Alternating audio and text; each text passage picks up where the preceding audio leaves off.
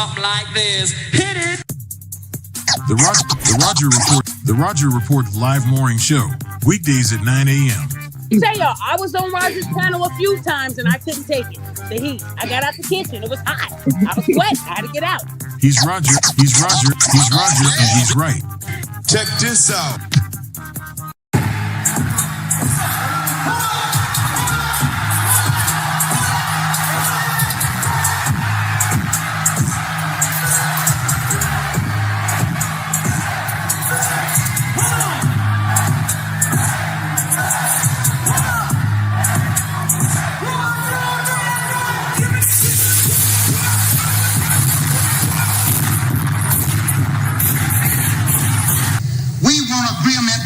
We can live or die. You choose.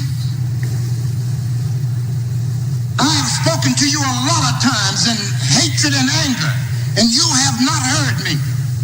Well, you had better hear me today. If you won't listen to me when I make an appeal for the Negroes because you have no concern for the Negroes, listen to me when I make an appeal for America. You claim you love America. Well, we love America. But you are driving us back and you are making a Samson out of us, and we are going to pull down the pillars. And then you think we have no right to ask for something? Is it too much to ask you to grant us human dignity? Should we be put down and shot to death for this request? If so, you can aim your guns. What the hell do you think we care about dying if you're going to deny us the right to live? Good morning, folks, and welcome to another edition of the Roger Report Live, the best show on social media. If you are new to the channel, go ahead and take a moment out to hit that like button, because this is where you're going to find the best content on social media, and you don't have to worry about it because you're going to have me right here to make sure that happens. And if you've already been coming to the channel for a while, then go ahead, hit that like button, because you already know what time it is. And you know that this is where you're going to get the best content on social media. It's not a mystery to you at this point. You've seen other people do it. You've seen other people do it well.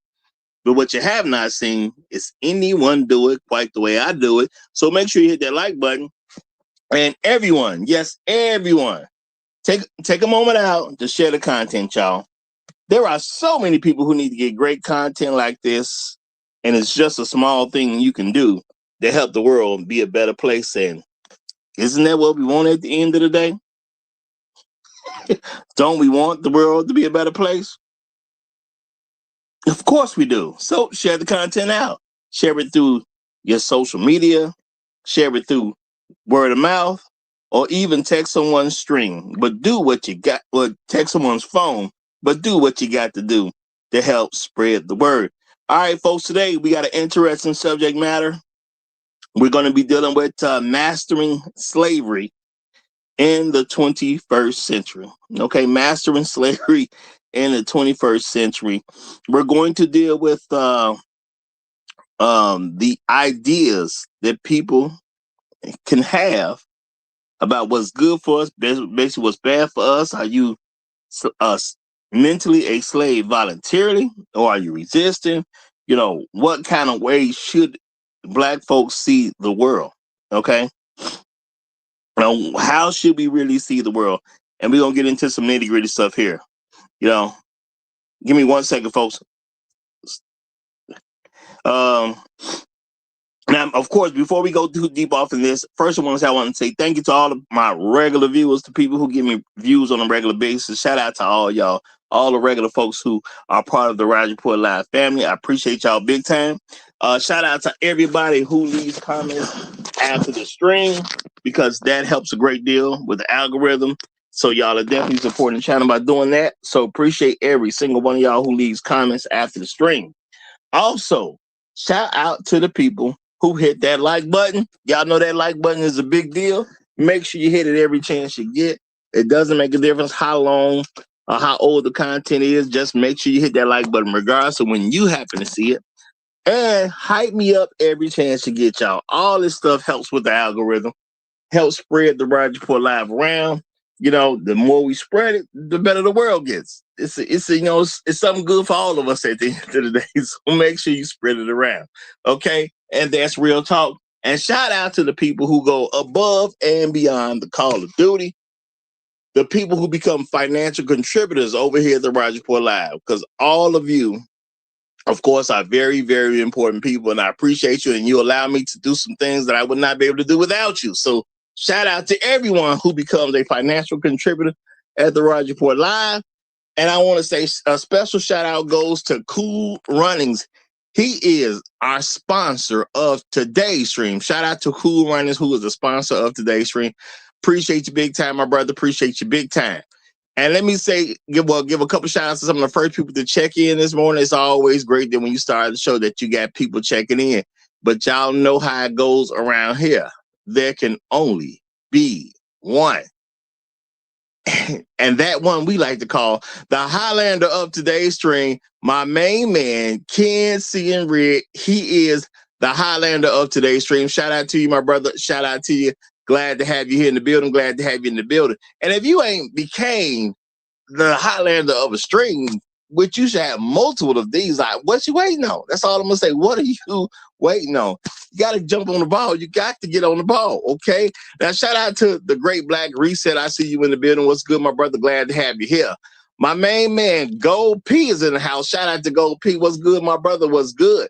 We got Trail Billy in the building. Good to have you, brother. Good to have you. I see Trail Billy representing like he always does. Hashtag long live the habitual line steppers. Hashtag Negroes in the wilderness. Hashtag dignity over vagina. Hashtag Al Gore's babies. And my personal favorite, hashtag Hail Hydra. Shout out to you, my brother. Shout out to you, my brother. Glad to see you in the building. Glad to see you in the building. We also got Floyd Thompson in the house. Yay, yay. Good to have you, my friend. Good to have you. We got Tunnel Runner in the building. What's up, my man? What's up, my man? Great to see you. Great to see you. We got the one, the only Chef Mike's Roundtable is also in the house. Good to have you, brother. Good to have you. Appreciate all the things you do with the pit crew. Shout out to Bucket. What's going on, my friend? What's going on? Bucket is in the building. And we got Inspired Truth Broadcast in the house. Shout out to you, my brother. Shout out to you. Great to have you. Great to have you. Okay? Y'all, we going to get into some very interesting material here because we have these ideas, okay, that some may think are conflicting ideas. I mean, you're allowed to feel how you want to feel about it. You're allowed to see it how you want to see it, but we want to know how you see it. We want to know how you see it, okay? All right, now, we're going to talk about master morality versus slave morality, okay? Master's morality versus slave morality. Okay, it's a very interesting subject idea. I gotta say, shout out to Compassion and Callous. He the one that brought this one to my attention. Very interesting subject idea. Okay, and we gonna crack into it a little bit. Now, a lot of us, we have some slavery going on in that background. I'm not going to say every black person does that, but a lot of us does.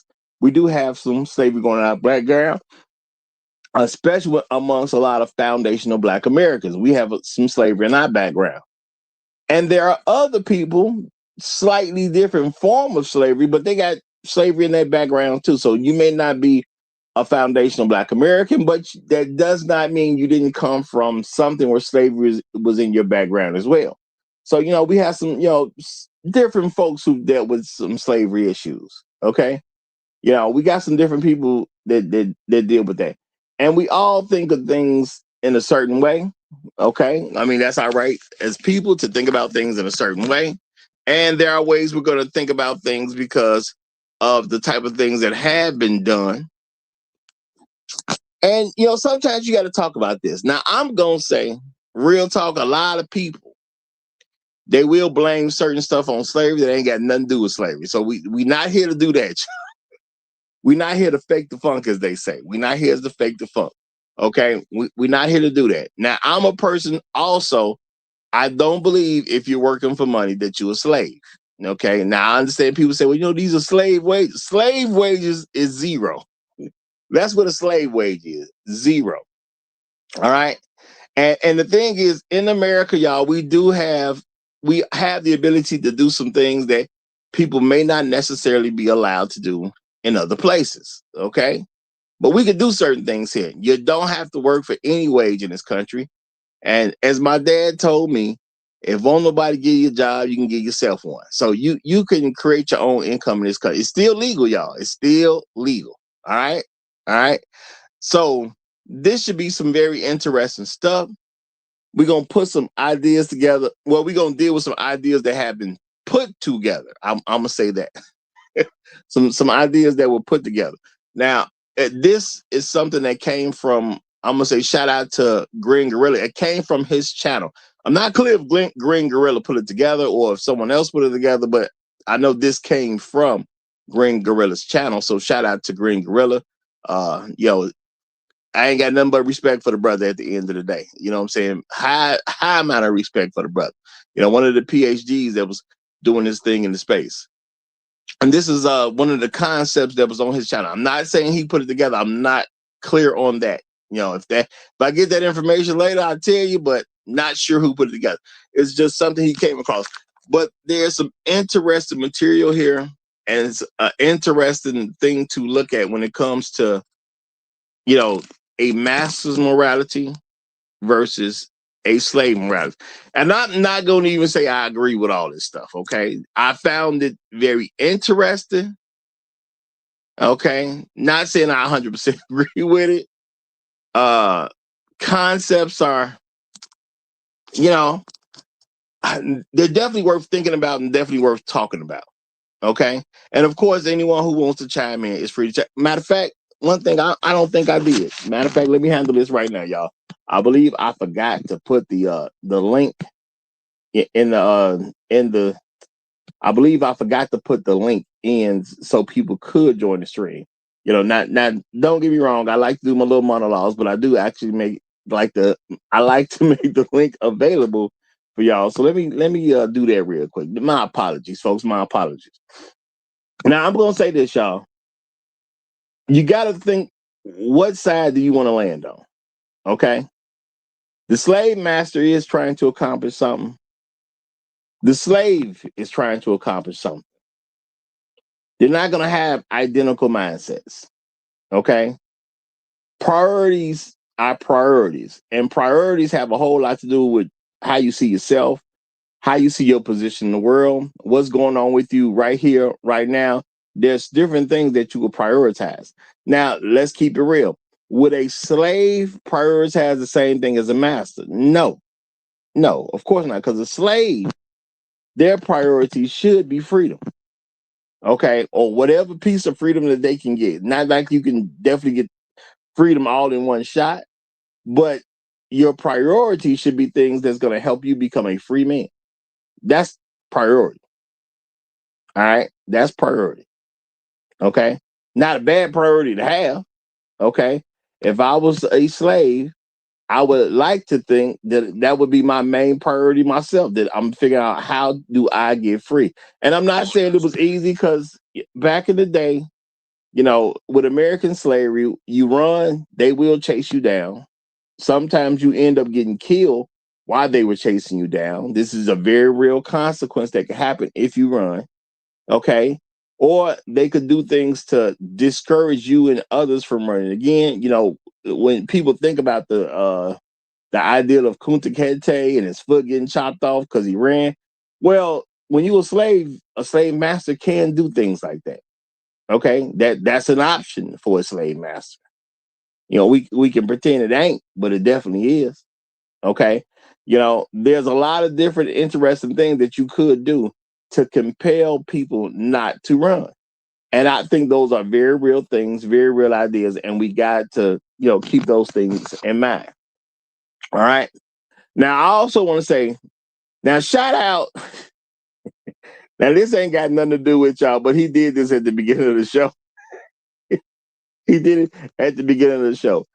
Shout out to the Great Black Reset, y'all. Shout out to the Great Black Reset.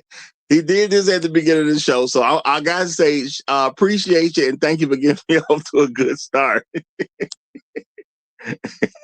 He say, bang, bang, 49ers gang.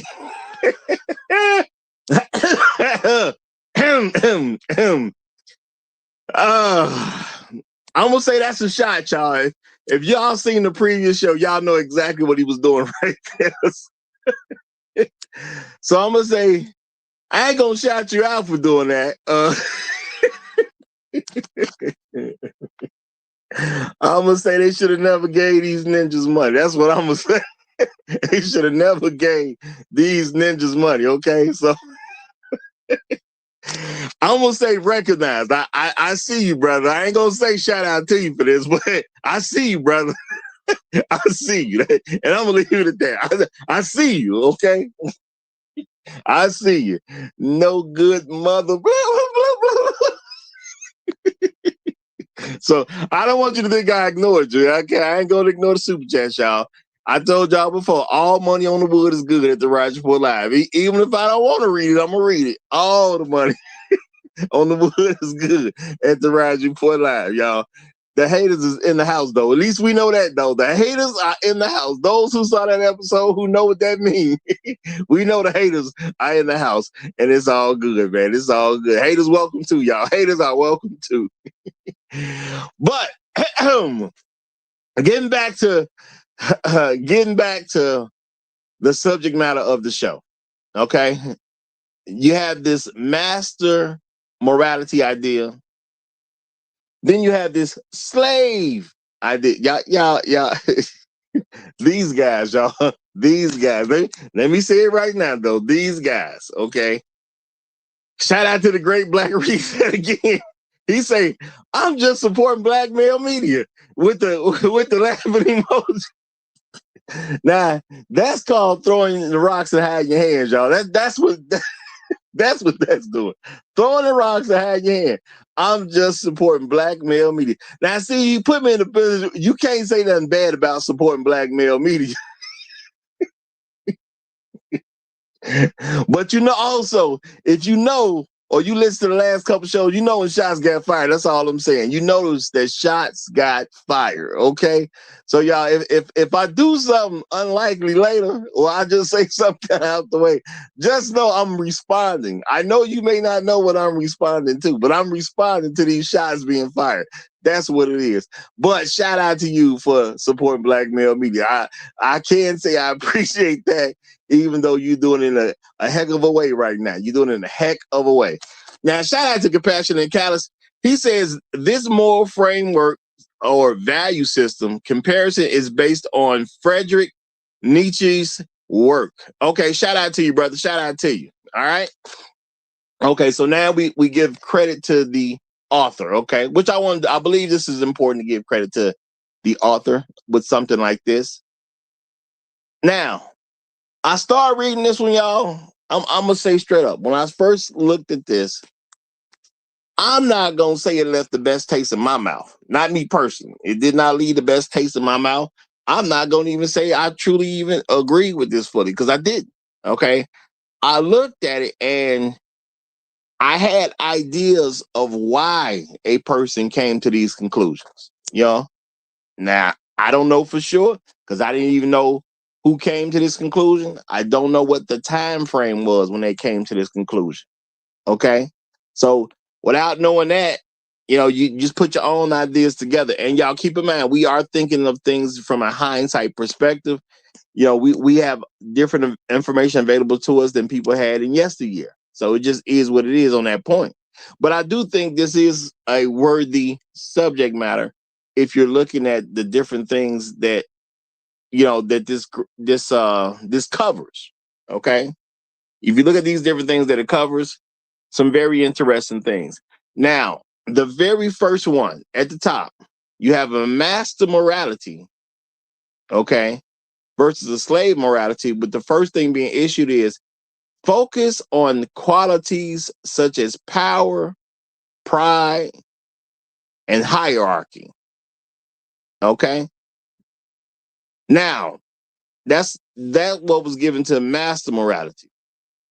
To slave morality, it says focus on qualities such as kindness, empathy, sympathy, etc. Now, I'm gonna tell you, for me personally, I automatically disagree with the very first thing. Okay. Because I'm thinking it from master morality versus slave morality. What are we saying here? Now, does a master think about power? Yes. I definitely agree. The master's gonna think about power. Yeah, hold on for me 1 second, y'all. Cause I'm starting to feel like it's some extra shots being fired just because of the first letter in this next super chat. But I'm gonna read it anyway. Shout out to all my hoes demonetized. He say, F them bears, them jokers lost me money. Yes, you gotta read this. I need my 2 G's back, man. I shouldn't even be super chatting. Chicago ninjas like you, but have a great day, sir. Hashtag bears stink. Look, bro. Look, bro. I'm sorry you lost them funds. I will say that. Now, I can understand losing some money. I can understand losing some money. All right? Now, I'm going to say this. Do you want me to believe you put 2 G's on one game with them? 2 G's on one game? It's the Bears. Now, this is not me taking no shots at my squad. Now, I'm saying we having a miracle season, y'all. We having us a miracle season right now. Heck, this might be the season where we win the Super Bowl. That's what's going on with the Bears. Okay? Now, can they lose a game? Sure. Okay, they lost to the 49ers. Is all lost because they lost to the 49ers? Nah, not yet. Not yet. All is not lost. But 2 G's on the 49ers game, I mean, come on, man. Come on, man. I feel where you're coming from, and I appreciate your super chat. But all I'm going to say is 2 G's. I love the Bears, but they still the Bears. That's all I'm saying, okay? I do love the Bears, but they are still the Bears, okay? I ain't saying what games they're going to win. I'm just saying, y'all, this could be the Bears' miracle season. The only game I'm saying that they hopefully going to win is the Super Bowl, okay? I'm not saying put 2 G's on it, though. I am not. You trust the Bears more than I do. That's all I'm saying. You trust the Bears more than I do, okay? And that's not an insult. I love the Bears. They doing their thing, but 2 G's on the Bears? Whoo! That's confidence. That's all I'm going to say. Hey, thank you for having that much confidence in my team. That's all I'm going to say. Thank you for having that level of confidence in my team. I guess I will bet 2 G's of your money, but I am not going to bet 2 G's of my money. And I love the Bears, okay? I'm rocking with them, y'all. I'm rocking with them. My apologies, brother. My deepest sympathies, man. We didn't want to lose. I'll tell you that. We didn't want to lose. My deepest sympathies. Real talk, okay? So moving right along, y'all. Back to this first thing. Moving right along. Okay. Let me clear my throat. The focus on qualities such as power, pride, and hierarchy is for the master morality. Now that's compared to focus on qualities such as kindness, empathy, and sympathy, etc. Okay. All right. Now I didn't just write out agree with that, y'all. I didn't write out agree with that. Now, do I believe a master's gonna focus on power? Yes, that part I agree with 100%. Okay, 100%. They're gonna focus on power.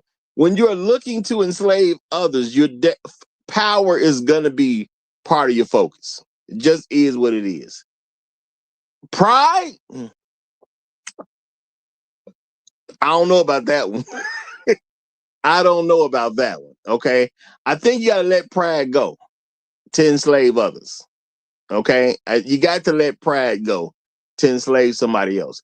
I think when you look to enslave other people, you are accepting that you are not nearly as good as you believe you're supposed to be. Okay, that's what I'm gonna say.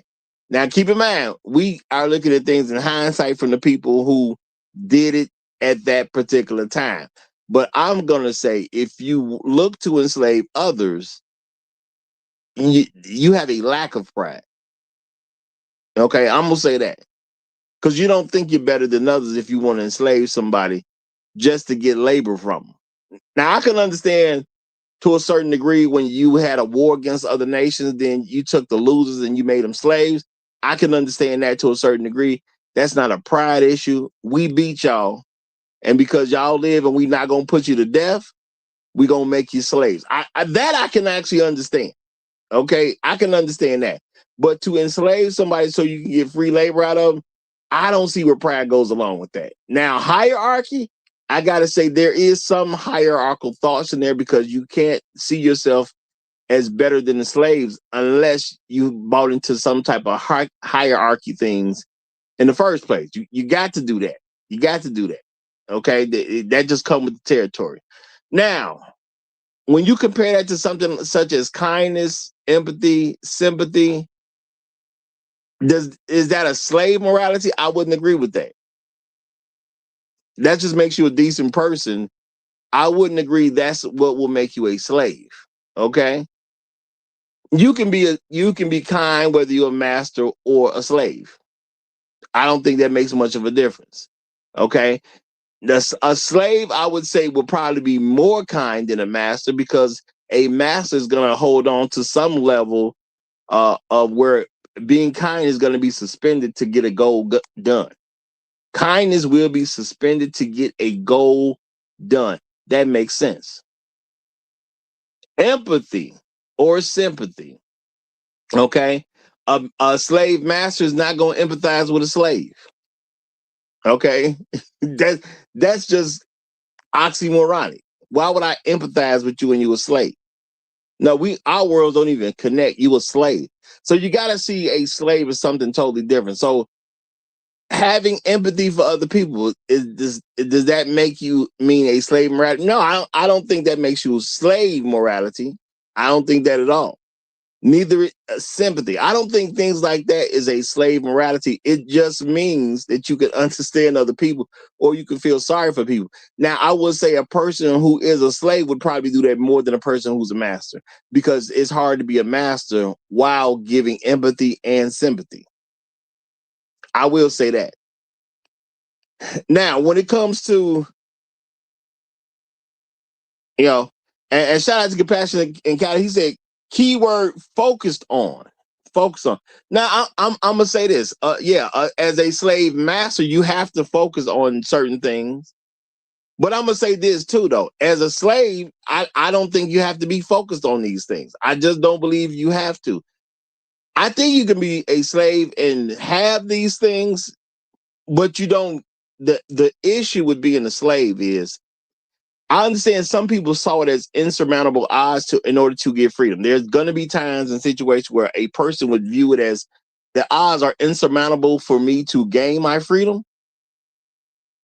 Or, a person believes that if they go after their freedom, they will surely die. I do understand and accept that. There's some people who are going to have that belief, and they're not going to fight for it the same way.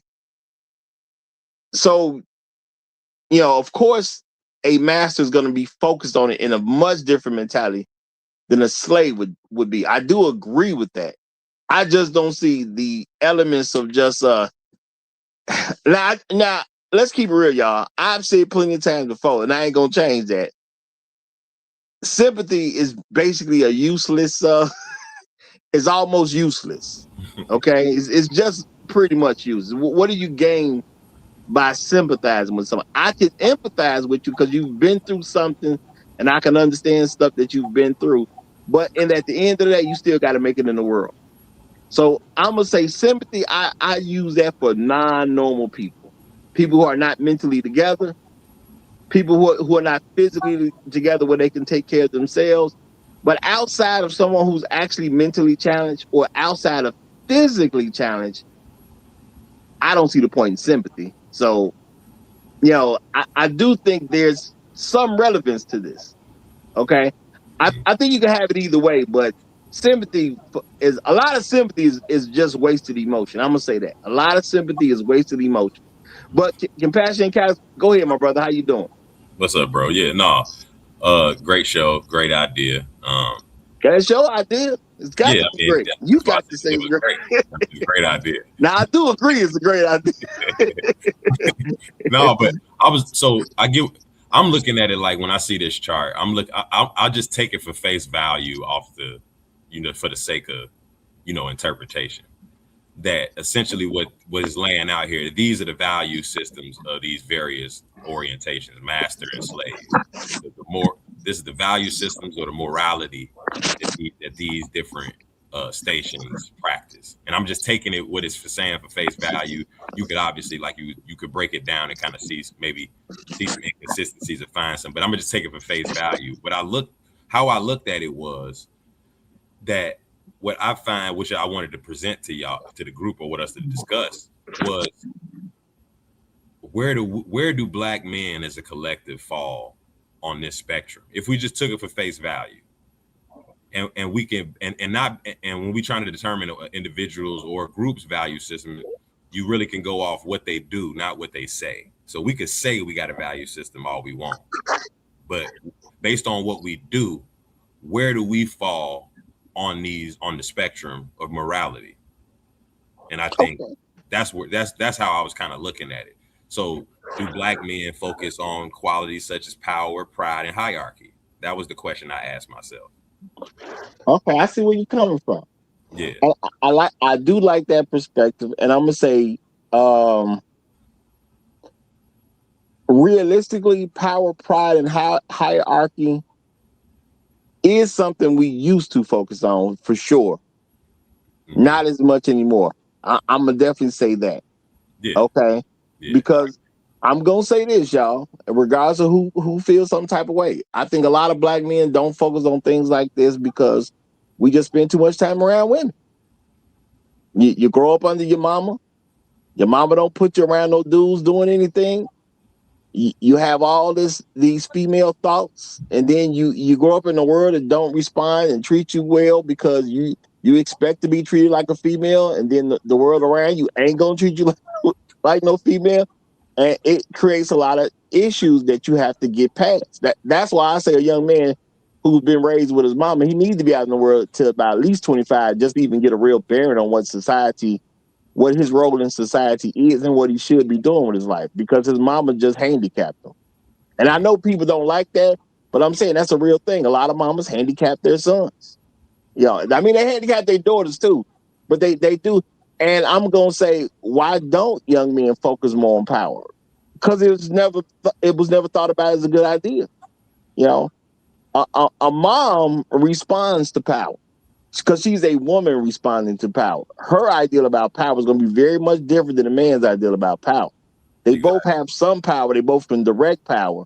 But a woman's idea is more to, how do I submit to a power and make my submission work out for me? A man is trying to dominate for the most part. So yeah, when you put that spin on it, okay, I see where you're coming from now. I see that way more clear where you're coming from.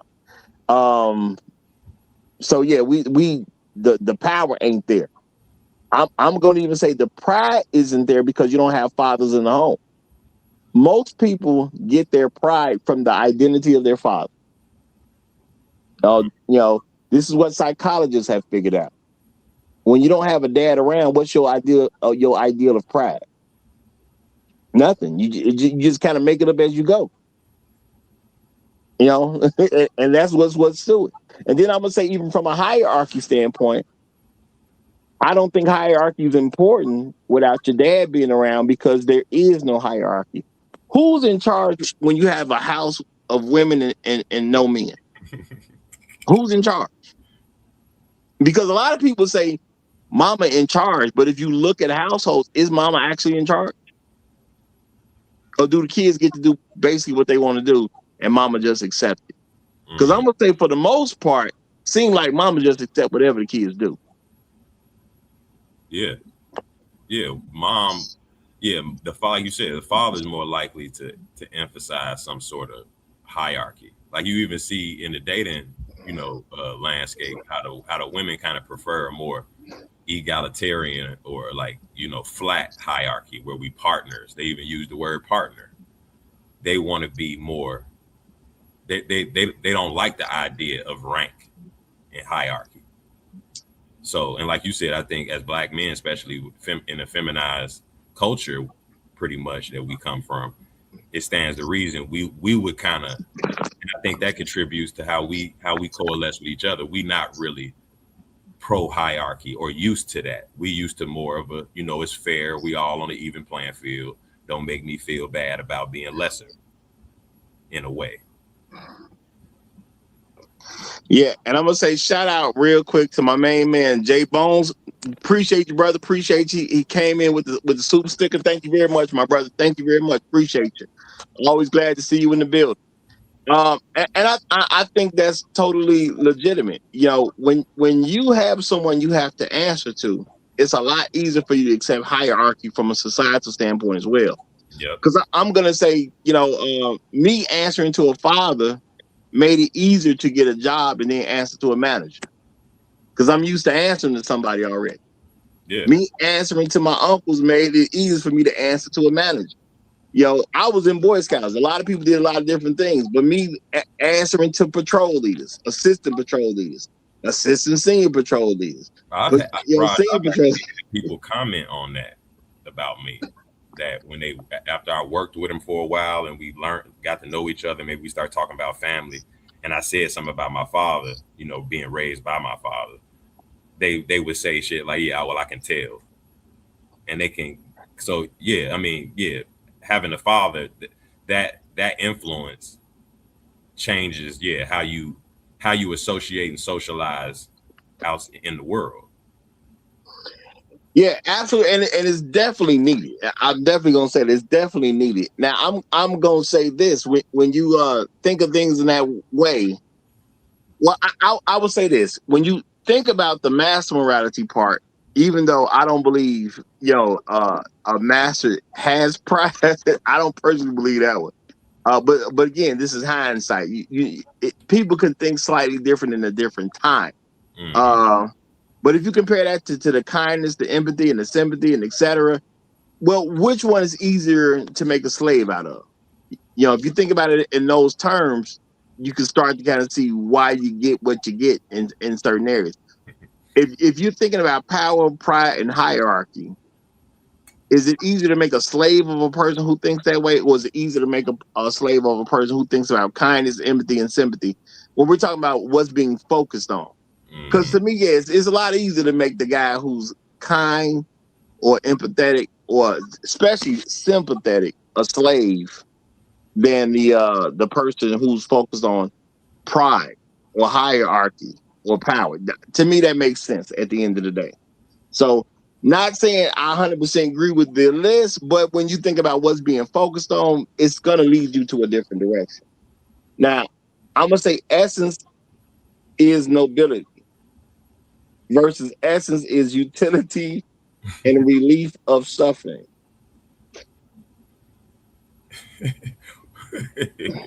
Now my thing is I think about a slave master being noble. Yeah, I mean, what's noble about being a slave master if it's just for free labor?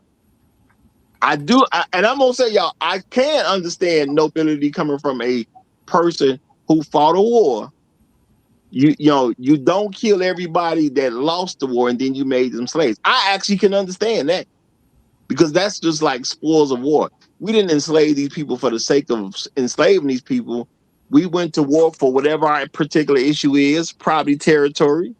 These people lost. So a loser has to endure certain things that go along with being a loser, just like the winner gets certain things for being a winner. So if you enslave somebody because they lost the war, I think that, yeah, I can see some level of nobility being right there. I can see that because you're going to take pride in the fact that our side won. That makes sense to me. Okay. Yeah, but Yeah. but don't, and I know it's probably hard to, don't necessarily look at this framed as, antebellum slave versus, antebellum South master. It's more of a value system. Just so imagine, I know it's hard to do that considering our history, but just consider it just a flat value system without the morality of the assessment of the history of what a slave master really was and what a slave in terms of FBAs really was. Just look at it from a value system assessment that where if we was looking at ourselves as individuals, as individual men, and what value systems do we demonstrate, which value systems do we demonstrate absent of our history, because we know we come from a slave culture, so we could pretty much guess that our morality is probably more aligned with the slave morality than the master. But just looking at it from a moral value system framework, without, because like you said, yeah, when you color what the reality of an antebellum Southern slave master was, it wasn't necessarily noble, but the essence, the value system they carried, because like, and even as mass, like the master morality of an antebellum slave master, they actually had pride in themselves. They actually had, they believed that they were better than slaves, so they were doing them a favor. They actually so, and they thought they were noble. No, they did accept the belief that they were better than the slave. That was a accepted belief, real talk. Yeah.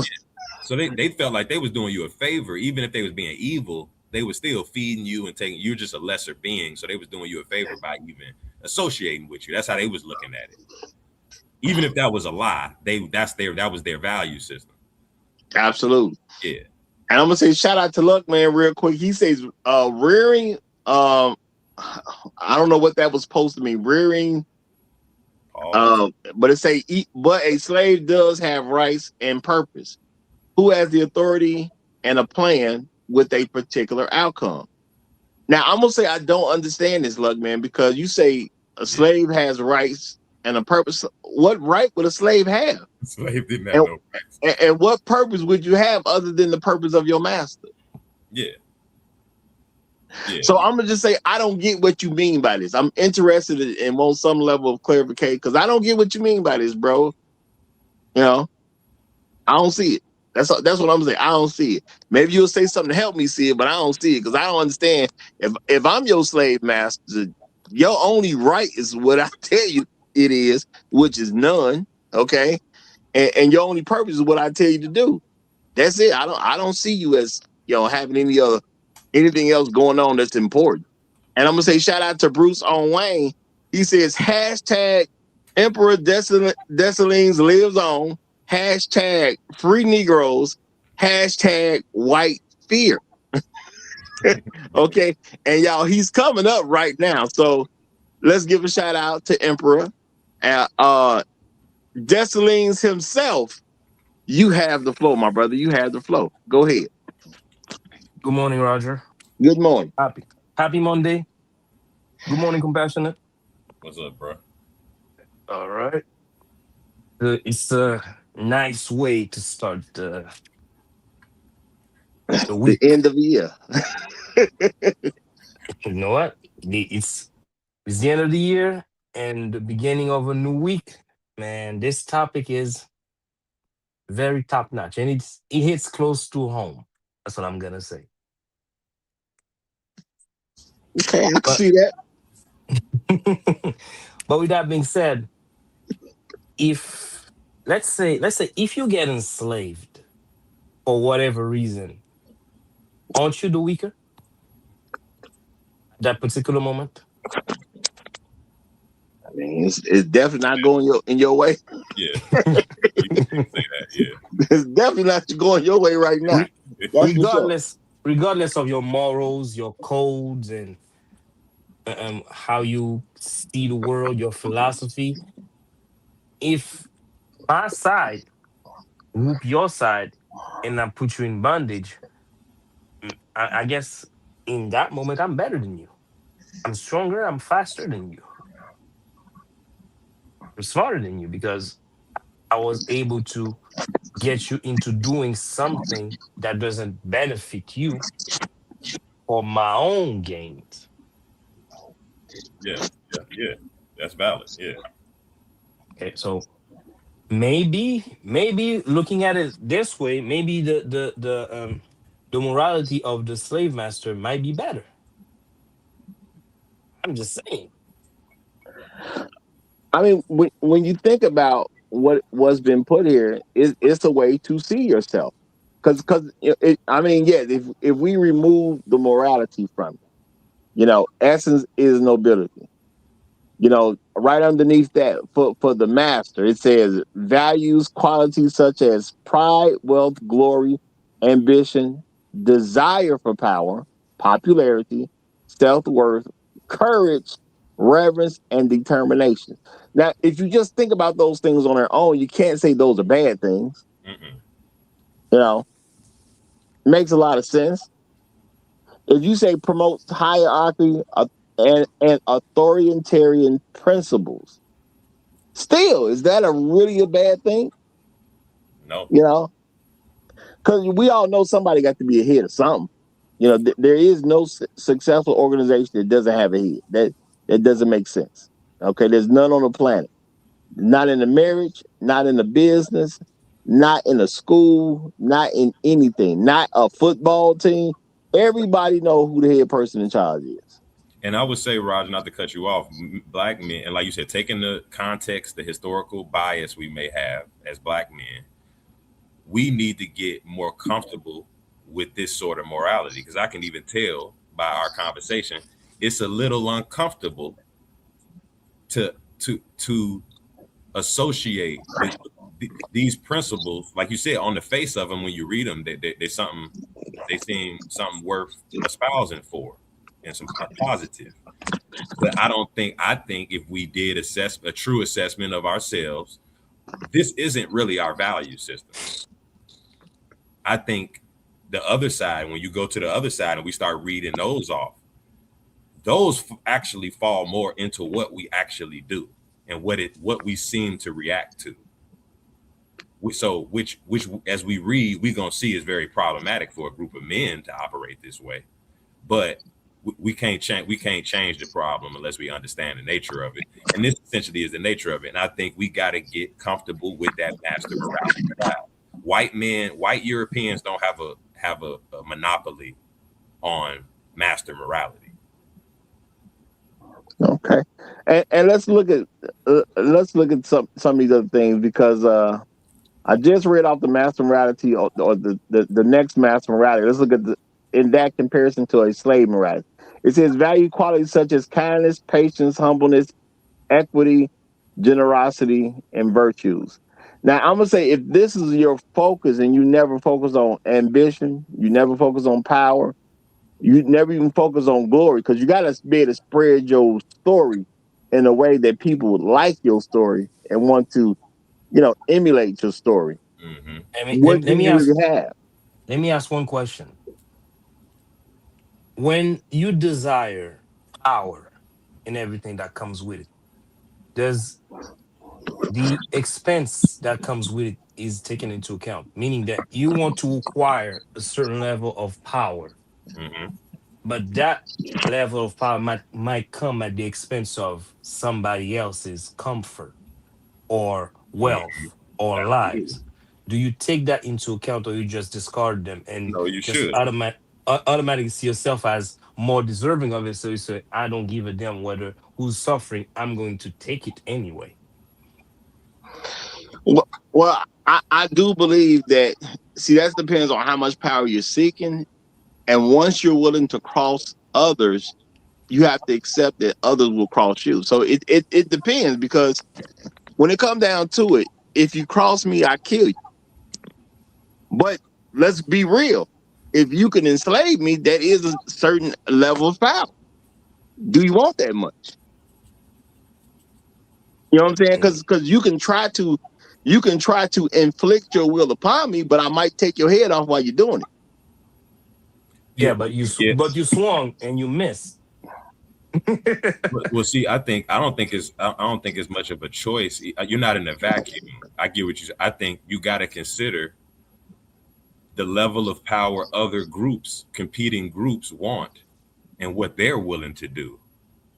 That kind of dictates, or should have some impact on what you're willing to do. Like it's no use you being cool. You're pursuing power that don't necessarily include warfare or enslavement. Really don't matter much if someone is willing to go to war and enslave. Yeah, because the way I see it, well, I think a lot of people have an issue with this as well. To me, there's a very big difference between killing and murder. If you're trying to enslave me, I kill you. Okay, because you're trying to enslave me. I don't owe you nothing. You're trying to just take something from me. You're trying to take my life, my will, whatever I got from me. So me killing you is no big deal. Now you trying to impose something on me that ain't got nothing to do with me. Well, to me, that's murder. See, now you're willing to kill me unless I do what you say. Right. So I think when you understand what side of the fence you're supposed to be on, it's not that big a deal. Killing somebody ain't that big a deal to me. It's just when you murder somebody, that's a big deal to me. So, everybody has a right. Everybody has their own personal power, and they use their own personal power to get whatever other power they can throughout life. So once your power gets to the point where it touches me, well, it's going to be a problem. Now, I do think if you buy into the slave mentality, it's just a lot easier for people to trample on you because you're so worried about them and their position and not worried about your position enough. Right. That's what I believe happens. Everybody ain't willing to kill to stay free. Now, I got to ask, why are you not willing to kill to stay free?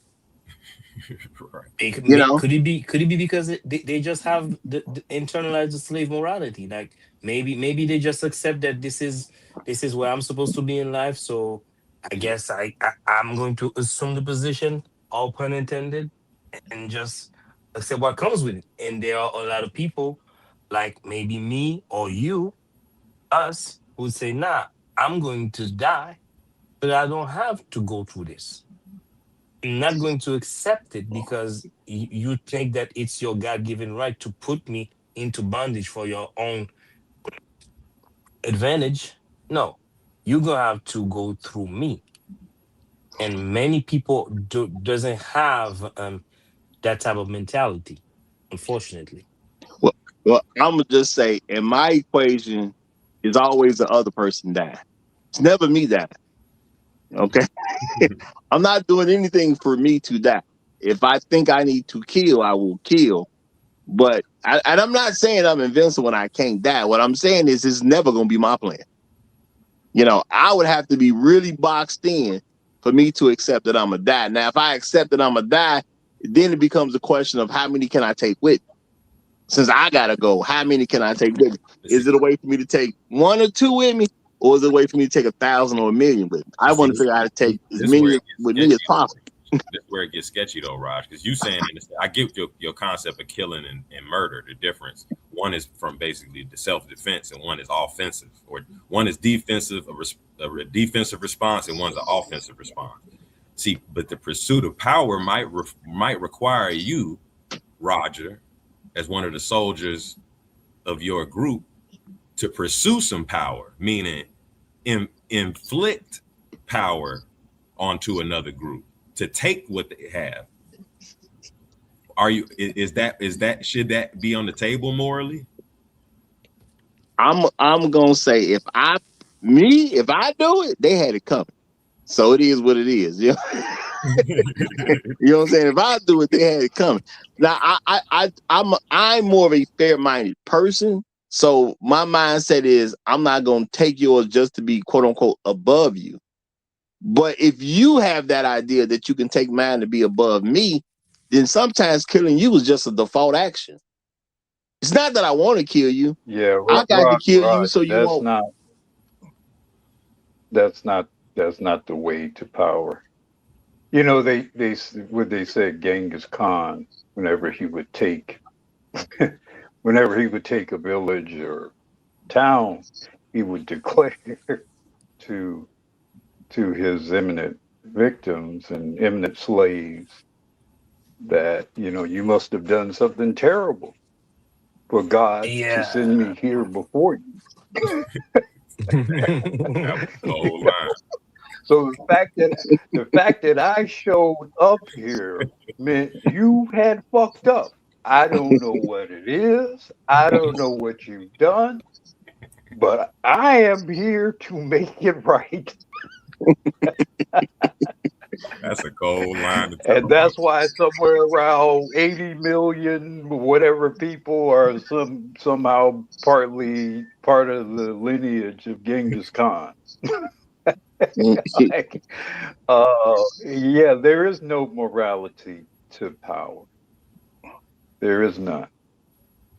There is no do to others. It's do unto others before they do unto you.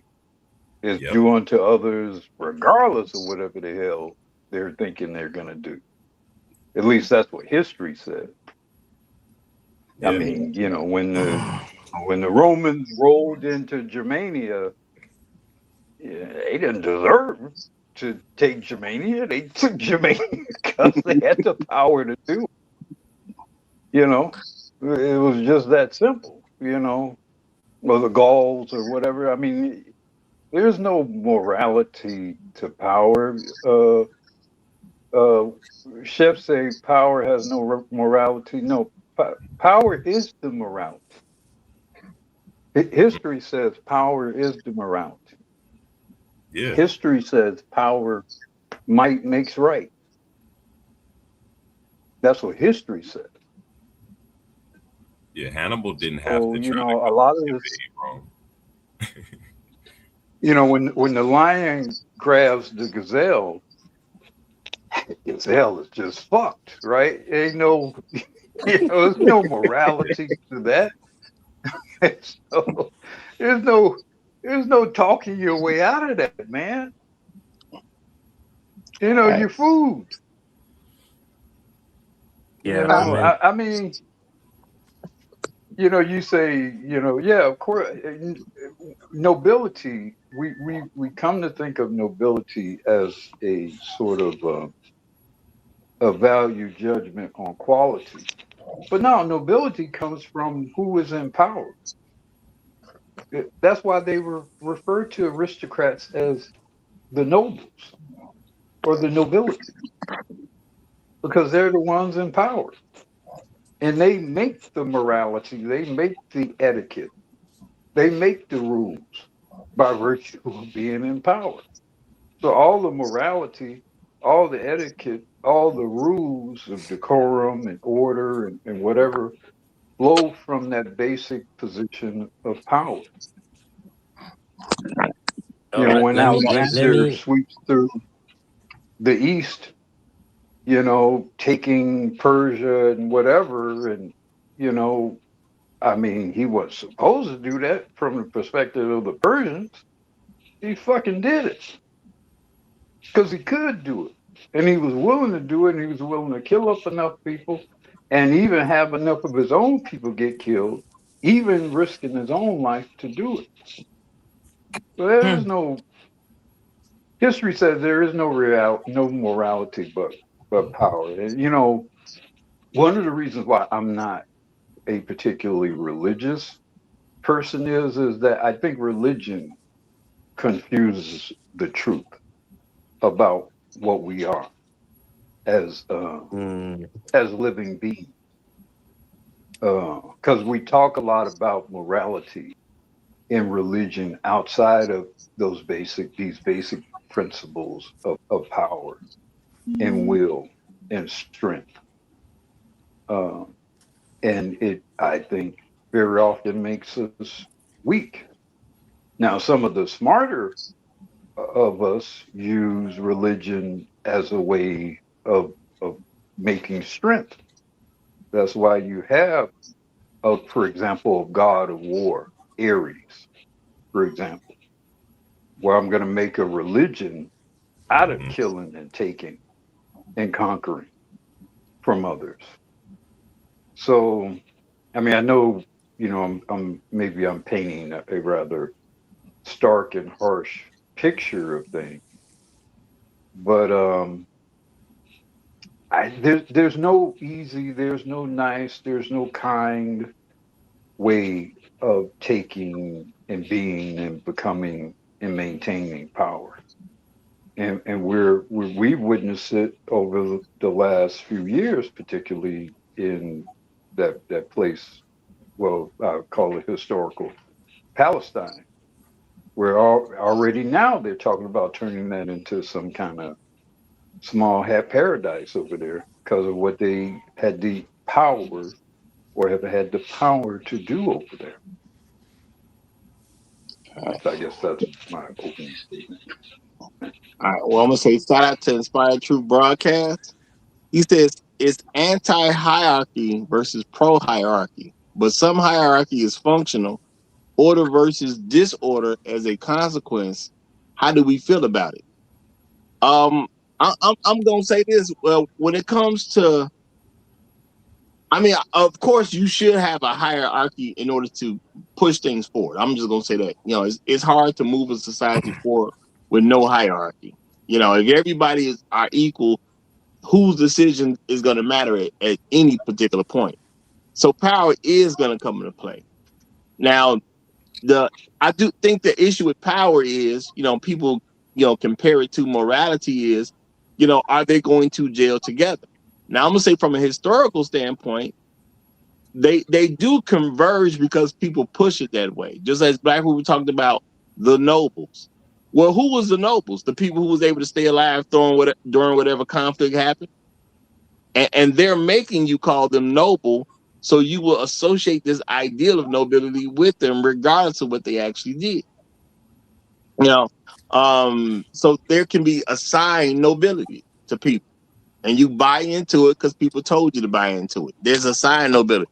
But when I think about what's actually the concept of what nobility is not necessarily with a lot of people who are called nobles. Now, and I'm gonna say this too. Morality sometimes means you got to take people off the board. If you attack my sister for no reason, she didn't do nothing to you, she don't have no relationship with you, and you attack my sister, if I kill you, why is that a big deal? So I think the people's morality issue gets real shady and I'm saying that in the context of, let's say somebody did attack my sister, okay, but I saw. Okay, I pull up, I get out the car, this person attacked my sister, I kill him. To me, no big deal. Okay, he's supposed to die. He got caught messing with my sister. Exactly what happened to him happened to him. But there would be people who would say I was wrong, that I took it too far. But you didn't have to kill him. I mean, there might be some shady people in the government who would try to get me for murder, even though technically I was defending my sister. Now, my thing is, so is there morality without killing? Am I not moral if I kill to save my sister? Because some people think this is not a moral thing to do. I don't understand how it's not a moral thing to do. You saw him attacking your sister. Why would you kill him? Why is that a big deal?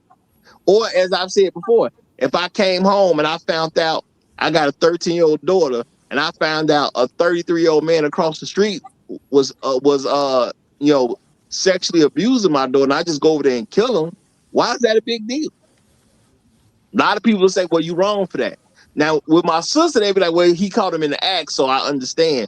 A lot of people can say that. But if I don't catch the neighbor in the act, my daughter just simply told me what he did, and I go over there and kill him, people would say that, well, you shouldn't take the law into your own hands. Wait a minute, I just took out somebody who's attacking kids, and you want to lecture me about taking the law into my hands? I'm just your father. What I'm supposed to do? Well, that's just it, because morality is on a spectrum. I mean, and that's why it's not, if we speak about it like there's some universal morality. Like you said, it would be in context is how we value judgments or moral judgments to be made within context of where you at and what society you in. which is why, like you said, we know morality is a construct in that way, because it's not a universal truth consistent across the board. And these two orientations are. Go ahead, Guru. I think Michael Jackson is dead because of power. I think Prince is dead because of power. I think Whitney Houston is dead because of power. I think those people were killed for certain other people to maintain power. Especially in the case of Michael Jackson, there was a musical catalog worth over $1 billion that certain people wanted to regain power and ownership over. So when they killed those people, you know, they didn't give a damn about our views of morality. No. It was about power. And their morality is me getting this Beatles catalog. That's the morality. Nothing else mattered. Or what I had to do to get it mattered. And the only issue was, can I do it in a way and it not get back to me? Yeah, and I want to throw in real quick, and then I'm gonna let you have the flow. Bang bang, 49ers gang.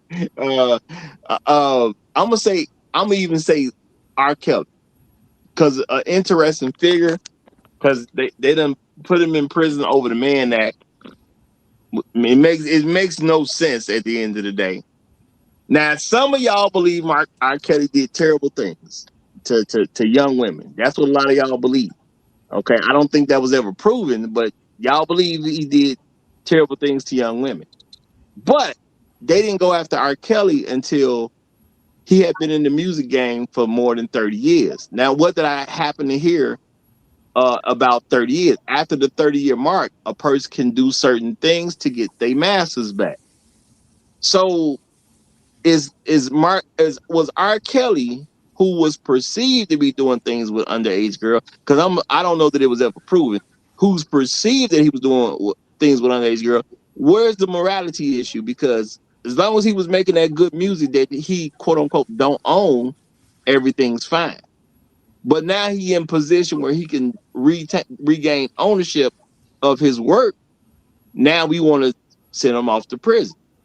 And we're going to use a quote unquote moral stand to say this is why we send him off to prison, even though we didn't necessarily prove he did anything immoral. To me, that's very interesting. And it is about power, because it's about what you can get away with. Because it wasn't really about what R. Kelly did. It was about, we going to stop R. Kelly from getting ownership of his catalog. Because now he's been in the game long enough. He generates enough money that he can do the things it takes for him to get his catalog back. I think that's just a very interesting concept. And again, y'all, I'm not saying that's what quote unquote happened. I'm saying I'm a person who just does not believe in coincidence. It's not a coincidence that at the 30-year mark he came under attack. It's not a coincidence to me. Let me say this right quick. I am your karma. Had you not sinned, God would have sent me. In their morality, had R. Kelly not sinned, God wouldn't have sent them small hats to take over his ship. Okay. Bang bang 49ers game. Yeah. I say, yeah. This is a wonderful morning. I don't know why I'm feeling so good this morning, but I'm feeling good this morning. When the Bears didn't get that last touchdown and had to kick that field goal, I said, we're fucked. I was like, damn, we need to score that touchdown, because I was like, the way this game is going, they need to score that touchdown when they kick that field goal. I said, they are fucked. Oh man, I felt in my spirit that my brother Roger was troubled at that time. I felt it. So I knew right then I need to send this super chat to lift his spirits up immediately. I had to. Yes, sir. Yes. Y'all see what the guys did? Okay. I didn't do nothing. He just went out. You know what I'm saying? They stopped his nonsense immediately. That's what happened right there, y'all. He talked a little crazy. You know, I Roger in stress. Okay, boom. Now he gone. That's all him, y'all. That's all him. Shout out to the microphone guys. Okay. Who he ain't got no power over.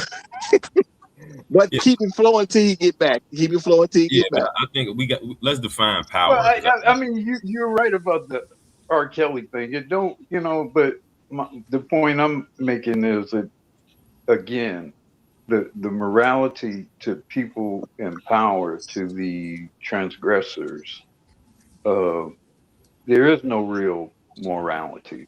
For them to be on top, for them to run everything, for them to control everything, that's the only morality. How they do it, how they maintain it, um, is of no real moral consideration. the Not ends really. justify the means. Yeah. Right. Power is the ability to define phenomena. So Exactly.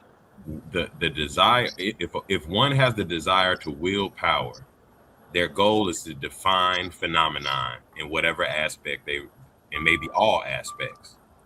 And how you go about that is amoral. Defining phenomenon might mean I got to encroach on your territory. And it's not about whether it's nice, right, or wrong, or if it's kind or patient or equality. A power is the ability to define phenomena and make it act in a desired manner. If one is pursuing that, Well, the ends justify the means. The what about the recent bombings or whatever in Nigeria? That's a perfect example of it. Now, uh, Trump and his administration, they're going to define or justify that in, concocting whatever sort of lies or have truths or whatever to justify those actions. But the only morality is, yeah, we can fly some planes over your country and bomb it. We have the power to do that. We can't do that shit over Moscow, but we can do this over Nigeria. So that's the only morality that really matters. Yeah, Jean de La Fontaine, a French writer, and he used to write fables. In one of his most famous fables, which would translate as the wolf and the lamb, he stated, and I'm translating the best I can, la raison du plus fort est toujours la meilleure, meaning the reasoning of the strongest is always the best. Well, I'm definitely gonna say that morality is usually defined by a winner anyway. Yeah. You know, just think about it. Me and some guy get into a fight, but if I knock him out, I can say why we got into the fight. I can say how he was wrong. I can say he started. If he can't even answer what I'm saying, he got a certain problem on his hands. You know, and I told y'all a while ago before, I learned from police officers. The reason they like to kill people is they say the dead man don't get to tell his side of the story. That's what the police told me. Mm-hmm. You know? Now think about what power position they have on the average citizen. And they in the background talking about the dead man don't get to tell his side. So what is morality other than, you have to have some type of religious belief on what morality is to have some basis, or it's a we make it up as we go type thing. Because the person making it up is the person who won whatever particular incident you're talking about. That's how I look at that. So my thing is just Well, win. look, people talk about morality. I think we do certain things primarily as a means of maintaining the peace amongst us. I don't fuck your wife because chances are you're gonna either try to fuck my wife or you're gonna try to kill me because I fuck your wife. Now you can describe it as thou shalt not commit adultery if you want to.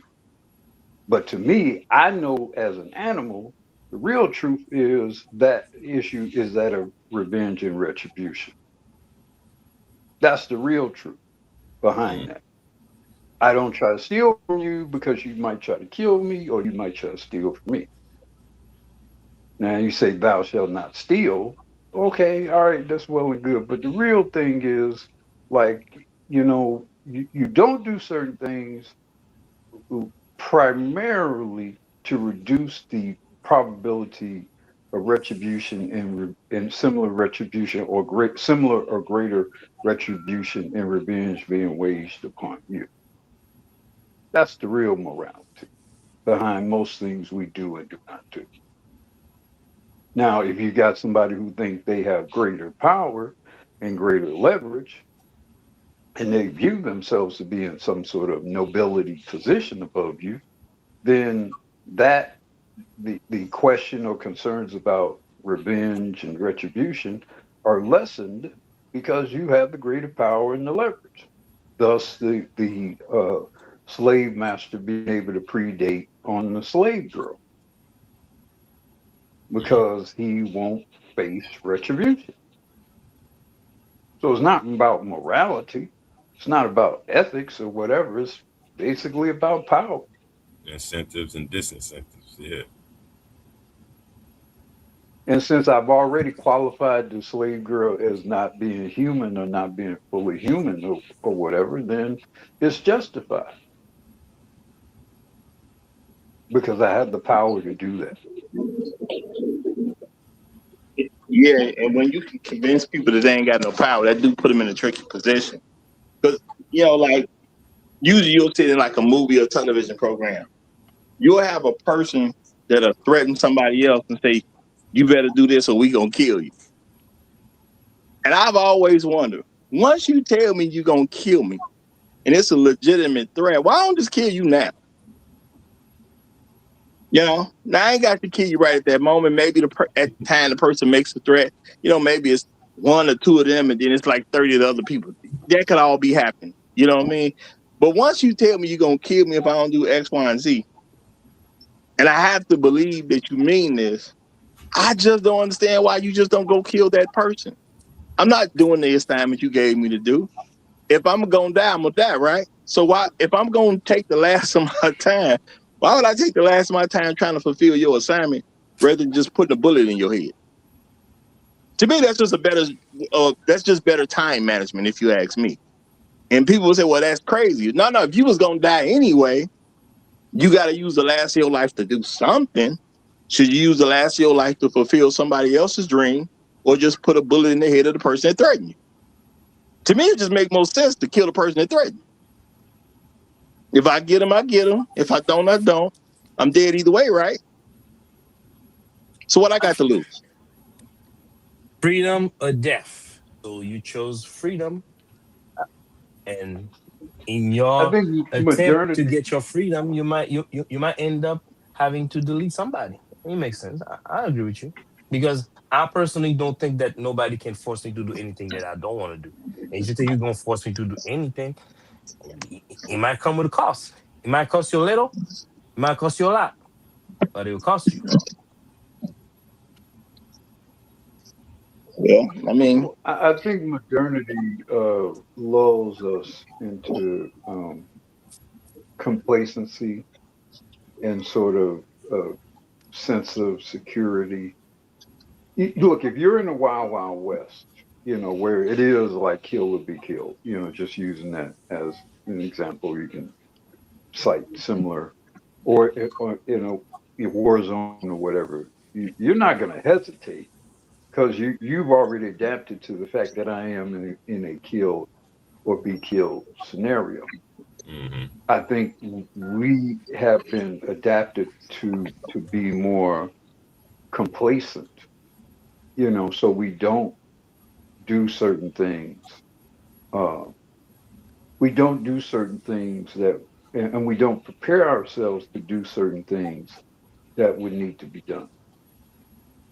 Like there are certain things that need to be done to change this country. Uh,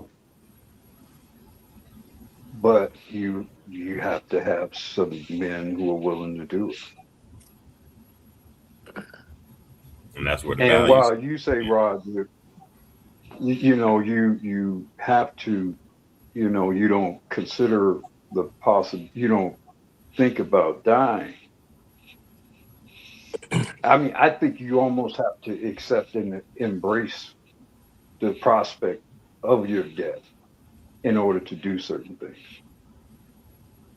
I think you have to embrace the prospects of dying in order to be able to do the biggest things.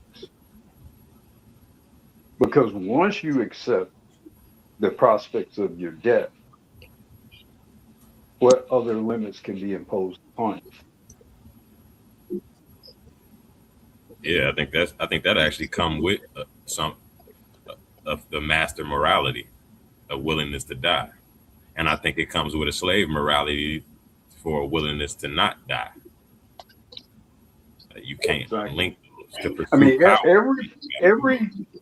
the foundation of every noble was some guy with a sword in his hand, Mm-hmm. and he could have been killed.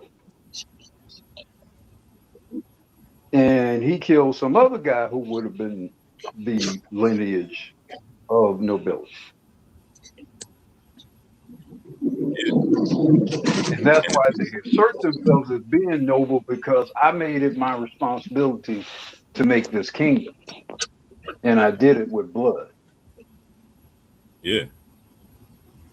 And if you're not willing to hold the sword, you're irrelevant in that equation. Totally. Totally. Like always, power is not given, it's taken. And I wish more people would have that in mind instead of always bending over backward to conform themselves into certain situations. You know what I mean? Like you're looking at these I at say, the youngins right now. Yes, but you can speak. Go ahead. well, I would say, ironically, Desaline, your people should be the nobility amongst us all. The Haitians should be the nobility of black people Low key. in this Yeah, hemisphere. but you know they're not gonna let us do that, Black people. Come on, man. No, You know but you go I'm you saying, you go. let me finish. I'm saying based on what you did, Yep. based on what you did, the Haitians Yeah. should be the nobility of this hemisphere, What the Haitians black did, nobility of this hemisphere. what Haitians Yeah, did demonstrated indeed y'all value system more than anything anybody's ever said. I mean, there's things FBAs have exactly. done, black FBA men have done that have demonstrated a level our value system to a certain degree. But definitely, I agree. If any out of the diaspora, the Haitians have demonstrated that y'all don't necessarily, or y'all didn't have a slave morality, that y'all weren't willing to accept that position, which should put Yeah. y'all on the And, top. and that's the reason why the West has predated on you ever since, Absolutely. because of it, That's what I was about to say. Who's gonna let because a of little? what you did, and because of what you represent, because of what your history represents. That's why they made a point to do to you even things that they've not done to any other black people in this hemisphere. Mm-hmm. Because they don't want no inspiration to other people from what y'all did. To win is to lose, and that's what you got to push forward. If you don't want people to overtake you. You got to push it in some kind of way. Even if you think you won, you're gonna lose. That keeps other people in check. Now I'm gonna When say, have you ever heard of a country that win has to pay the loser? When in history does that happen? That's the evil that has been visited upon, the specific, unique evil that has been visited upon Haiti. Yeah, I hear you. But you know that the powers that be is never gonna let a little quote unquote shithole like Haiti being No, the best that it but can be. I'm not talking about those devils. I'm talking about amongst black people. I'm saying we should have a very different view of what Haiti is and what Haiti represents. Yeah, but you're also dealing with a bunch Damn of those devils.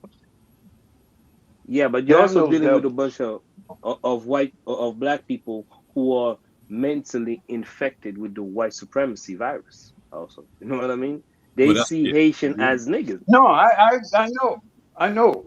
What I'm saying is I'm essentially citing a polemic or critique of that perspective, exposing how faulty. Because we're talking about power, we're talking about slave master morality. Well, what you're citing is amongst us the slave morality Yes, that our view of Haiti is an adaptation of the slave morality instead exactly. of the master morality. If we had a master morality, we would have propped up Haiti a long time ago. We would have propped up, we would have honored Haiti, we would have propped up Haiti and Haitians uh, to the highest level. yeah, Haiti should be viewed as a crown jewel, not a crappy place. But the thing Yeah. is, it depends on what you're gonna choose as a worldview. So what morality are you gonna choose? Is it gonna be more of this master morality, or is it gonna be more of this slave morality? Because when I look at Haiti, Haiti overthrew a population that tried to enslave them. Sounds fantastic to me, but it don't sound fantastic to other people. My thing is, shout out to Haiti for doing that. Other people's, well, Haiti shouldn't have did that. You disrupting things, and to win and think I'm gonna pay you anything is just crazy. That's not how it's done. You know what I'm saying? When people lose a war, to my understanding, when people lost the war, they had to pay for the war. Yeah, Why would I pay you when I won? and let's put numbers on the table. As of today, that debt is well over $60 billion. You'll never get a dime out of me. Ain't no debt. I just beat you. I don't have a debt. Yeah, It's like my little brother telling me I owe him money, and I just go beat him up. I don't owe you nothing. Why? What you mean you don't owe me? Watch this. Then I beat you up. How much money I owe you? You know what I'm saying? I'm gonna ask you that every time I beat the brakes up. How much I owe you? Until you understand that the number's zero. Once you get to understand that the number's zero, I'll stop beating you up. That's the way the well, game goes. I mean, personally, if I was ruling Haiti at the time, they wouldn't receive a dime. I'm just saying. But you had that slightly light skinned Jean-Pierre Boyer who accepted to pay the Well, no, money. I was like, you have the whole Western power led by the United States against you. Because The problem with your analogy, Roger, that you cite is if you beat up your brother and the whole world says you got to pay your brother, nigga, you're going to have to pay your brother. and your brother. Well, no, I mean that I do get that point. And That makes sense. that's Haiti in that example. France is your little brother. You are Haiti, and the United States and everybody else is the world. telling you Mm-hmm. to pay your little brother. Yep. And threatening you with all kind of economic sanctions, embargoes and all that. It's like, yeah, it's a tough. It's very tough to not acquiesce to their demands, especially when you're just a young nation of maybe 40 years old. You know what I mean? You ain't got too much going on for yourself other than the land that you have to cultivate. And here comes these Muzungu on some, give me that money. You know what I mean? Or we're going to invade you, threatening you. And that, because of these threats, is one of the reasons why they had to fortify the island of Haiti. If you go to Haiti right now, you're going to see a whole lot of fortresses with cannons ready to fire on everybody who attempts on them, especially the main one, Fort Jacques et Alexandre. If you go to Fort Jacques and Alexandre, you'll see cannons that the Haitian government bought from from England. They sold cannons to Haitians to defend themselves against whomever might try to invade them. So it was a very, very messy and sticky situation. You know what I mean? You can't just get out of it with brute force. You know, you just had to weasel your way out. And unfortunately, I have to say it, Boye messed up on that one. He accepted to start paying these heifers, and till this day, we have not been able to, one, either paid it off, or two, pay it off and get out of the debt and start to being more and more productive. Because after they imposed the debt on Haiti, all of a sudden they invaded Haiti again on some American occupation. And the first thing that the U.S. Army did when they went to Haiti is they invaded the the local reserve of Haitian gold and stole all the golds that they could get their hands on during that time. So it's always been one crisis after another. Okay, I'm gonna pay you. Here you come. You invade my turf, and as you invade my turf, you steal more of my things. Like, okay, these are the resources that I'm supposed to trade to pay you off, and here you are stealing the very resources that I'm supposed to sell to pay off a debt. Now, essentially, you're just pushing me further back. You Yeah, know what I mean? because that's another way of slavery. Yep. Because people talk about slavery in the Bible. When the Bible talks about slavery, it's talking about people who owe people money. You have to work off your debt, and they call that a slave. Now, what people have done over time is remove the debt part from of it, or you can keep somebody in debt forever as long as you can keep them owing you money. Just got to figure out a way to keep them owing you money. So if you could invade and take the money it was going to use to pay off the debt, you just increase the slavery that's going to continue to go on in that particular spot.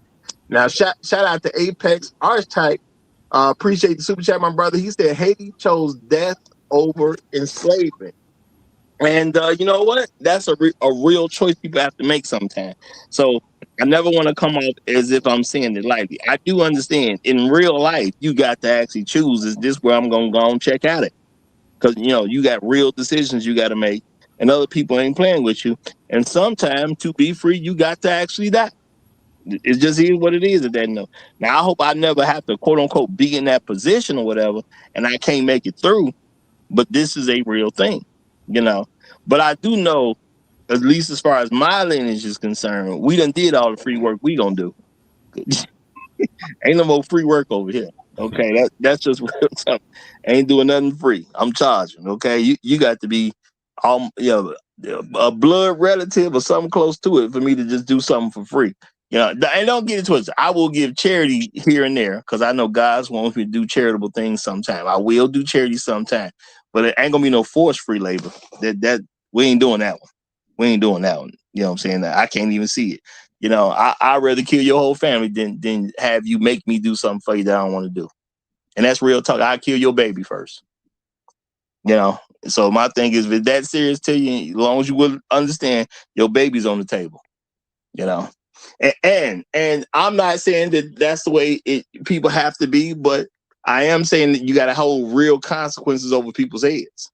If you try to make me be a slave, I am willing to kill your baby just so you can feel it. And I mean an actual baby. You could have a 6-month-old. That boy out of here messing with me, or that girl out of here, man. If you're gonna try to put something on me like that, I wouldn't do it for no reason, But if you try to put something on me like that, then that's how I'm willing to go with it. I'm willing to go as low as you want to go. Yeah. Now, do I feel bad about it? No, I wouldn't, because you put me in a position where I had to make choices. I recommend never put me in a position to make these choices. Just is what it is. Okay. Shout out to Afro Mercy. He said Rogers is not like keeping shadows.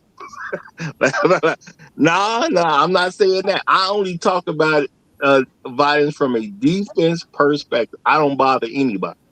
So if you don't bother me, I ain't gonna bother you. And that's just real. I don't believe in taking from people. So I do think power, sometimes people just want too much of it. Because when you want power, you got to take from me. That's asking for too much. If you're going to get powerful and never take from me, maybe you have a chance to make it. But once you take from me, that you took too much. And I think that's a very legitimate way for anybody to think. Because I'm not saying it's okay to sit by and somebody just take power from the rest of the world, because eventually they're going to get to you.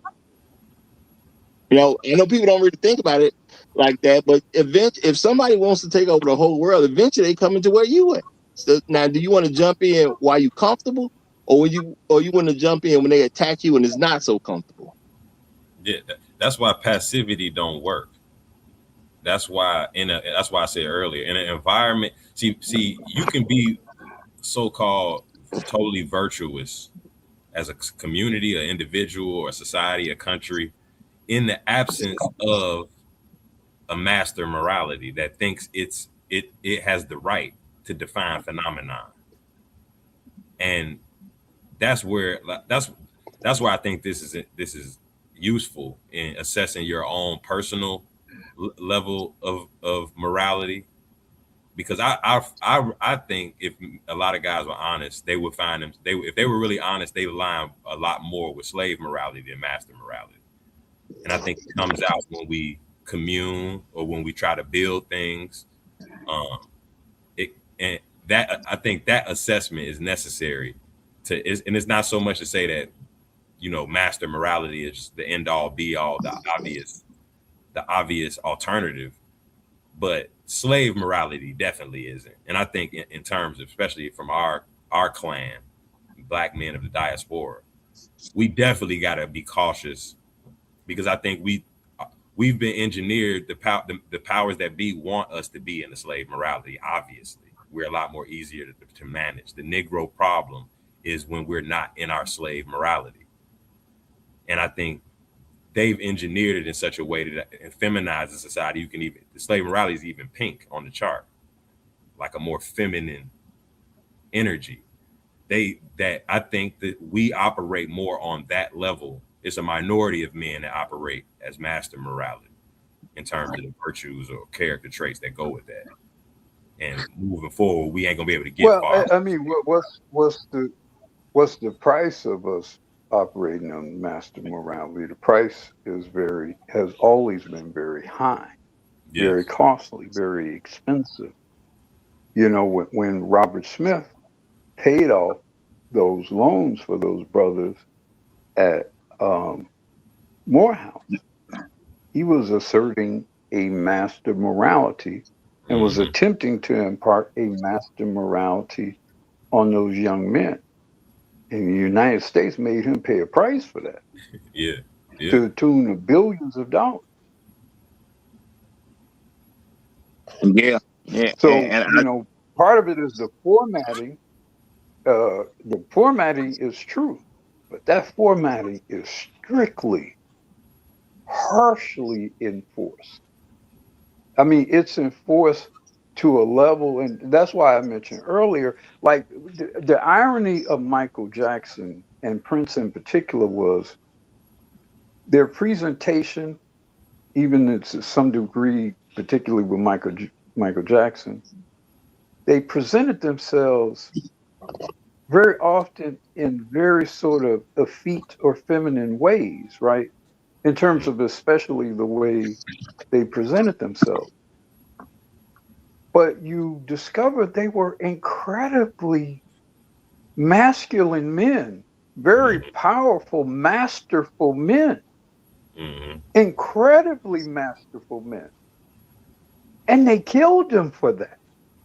They destroyed them for that. So when you talk about how we've been formatted, you cannot exclude from that analysis what happens when we are blatantly masterful. What happened when Fred Hampton is blatantly masterful? Guy was what, 21 years old when he in his bed because he dared to be blatantly masterful. In other words, the price of master morality is Haiti. Yes, yes, Haiti is the ultimate national example of what happens when you, as a black country, as a body of black people, dare to be masterful. Mhm. Well, yeah. And I guess, once you accept that, it's like a country establishing or declaring its own independence. That independence comes with, it's self-evident that you now have to be willing to defend. You become a threat when you practice master morality. You become a threat to other other And masters. you're a threat by default because Yeah. you going off the rails, you know. And you got to Let me expect that. You got to anticipate that. You got to let me accept that. let me remind you of the white I, fear I that almost, I almost wish the Haitians would have grabbed up those French ships and went to France.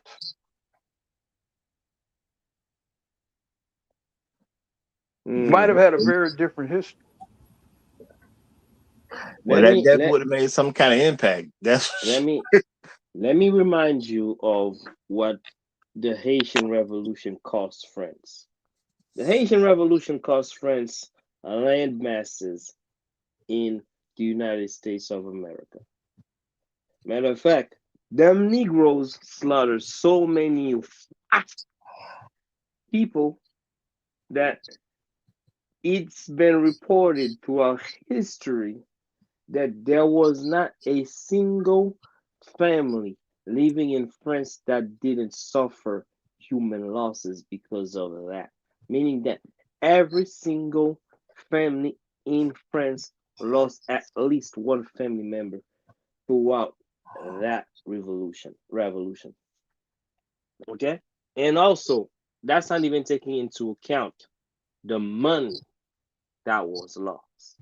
So I'm sorry to say, but them white heifers, they will never forgive them niggas for choosing their freedom and adopting a master morality over their slave morality. And I'm going to say right now, Haiti will never be free from white influence for as long as white people exist and as long as America stands as is today. all right. And I'm gonna say shout out to Gyogami. He said the first of the 5 pillars of the art of war is the moral law, doctrine, dogma. Without it, there can be no warfare, no unity of minds to move the masses. Now I'm gonna say, you probably are correct, about the Haiti and how they're gonna have to deal with people as long as the United States is in power. That's probably a very true thing. Okay. I do think that some things are about an art of war, and I think people's love of money also corrupts their mentality about what somebody should have or shouldn't have. If the people who run Haiti never fall in love with the money, then Haiti, I'm gonna say, can be free. You just know you have to go without things that come from other countries. So how willing are you to go without benefits that come from dealing with other countries? Can you accept only what your country can provide for you? If you do that, you'd be all right. It may not be as comfortable, may not be quote unquote as good, but that's the word that you can carve out for yourself. To me, I think that's a win. You know, and if I'm Haiti, would I even want to be attached to these other people? Not necessarily, because I wouldn't necessarily trust these other governments if I was in Haiti's position. That's the way I see it. So sometimes it's better to just, figure out what you can do for yourself and leave everybody else alone. But sometimes that's the only way you truly can be free. So how much is your freedom worth to you? Well, shout out to the niggas in the wilderness. I think that's a Well, huge I thing. mean that's a heavy, because you probably you might be consigning Haiti to some very sort of like almost I don't want to say primitive, but I mean if you're talking about essentially being cut off from the rest of the world, then I mean you're saying okay, Haiti can only forage on its own resources. I don't know what that would impose upon what is world on a world system is a relatively small place on Earth. So that I suspect that would be a steeper price than we ourselves would be willing to even tolerate in the modern world. But I don't think no one truly wants to pay that price. But when the world sees you a certain way and they start doing you a certain way, you can either be more entrapped or less entrapped. So to me, if the world already but he sees me, described America just coming in. But Roger, listen to what he said. He described America just coming in and taking shit, just like coming in just because we can do it. How are they supposed to stop him? well, see, the thing is, you're not going to win everything. I think that's one of the issues that people have. You have to accept that you're not going to win everything. But once you put me in a position that I truly cannot win, I guess I'm going to have to just take out as many as possible. Because I'm not going to just go away quietly. Now, if I'm running the government and the United States come in to take the gold or whatever the case is, I'm telling everybody to go kill them. Okay? Haiti deals with stuff that other people don't have to deal with. I'm not saying that, what I'm saying would be easy for Haiti to do. I'm not questioning the government's decisions. It's just that if I get to a point that I feel that death is inevitable, I'm gonna get extremely radical at that point. That's me. Because to me, there's liberty there. If I'm gonna die anyway, I can get as radical as I want to be. So the question is, how do I want to go out? Okay. And if that's the only real question for me to consider, it brings a load of radical ideas to the table instantly. Because now it ain't even about trying to make it no more. It's just how we going out. So you send somebody to my country and I see the world don't like me anyway. Well, we only going to be able to take this for so long. That's just a reality. So now, do we want to go out long, dramatic, and suffering? Or do we want this to be quick and take out as many of them as possible? That's the only question you really left me at that point.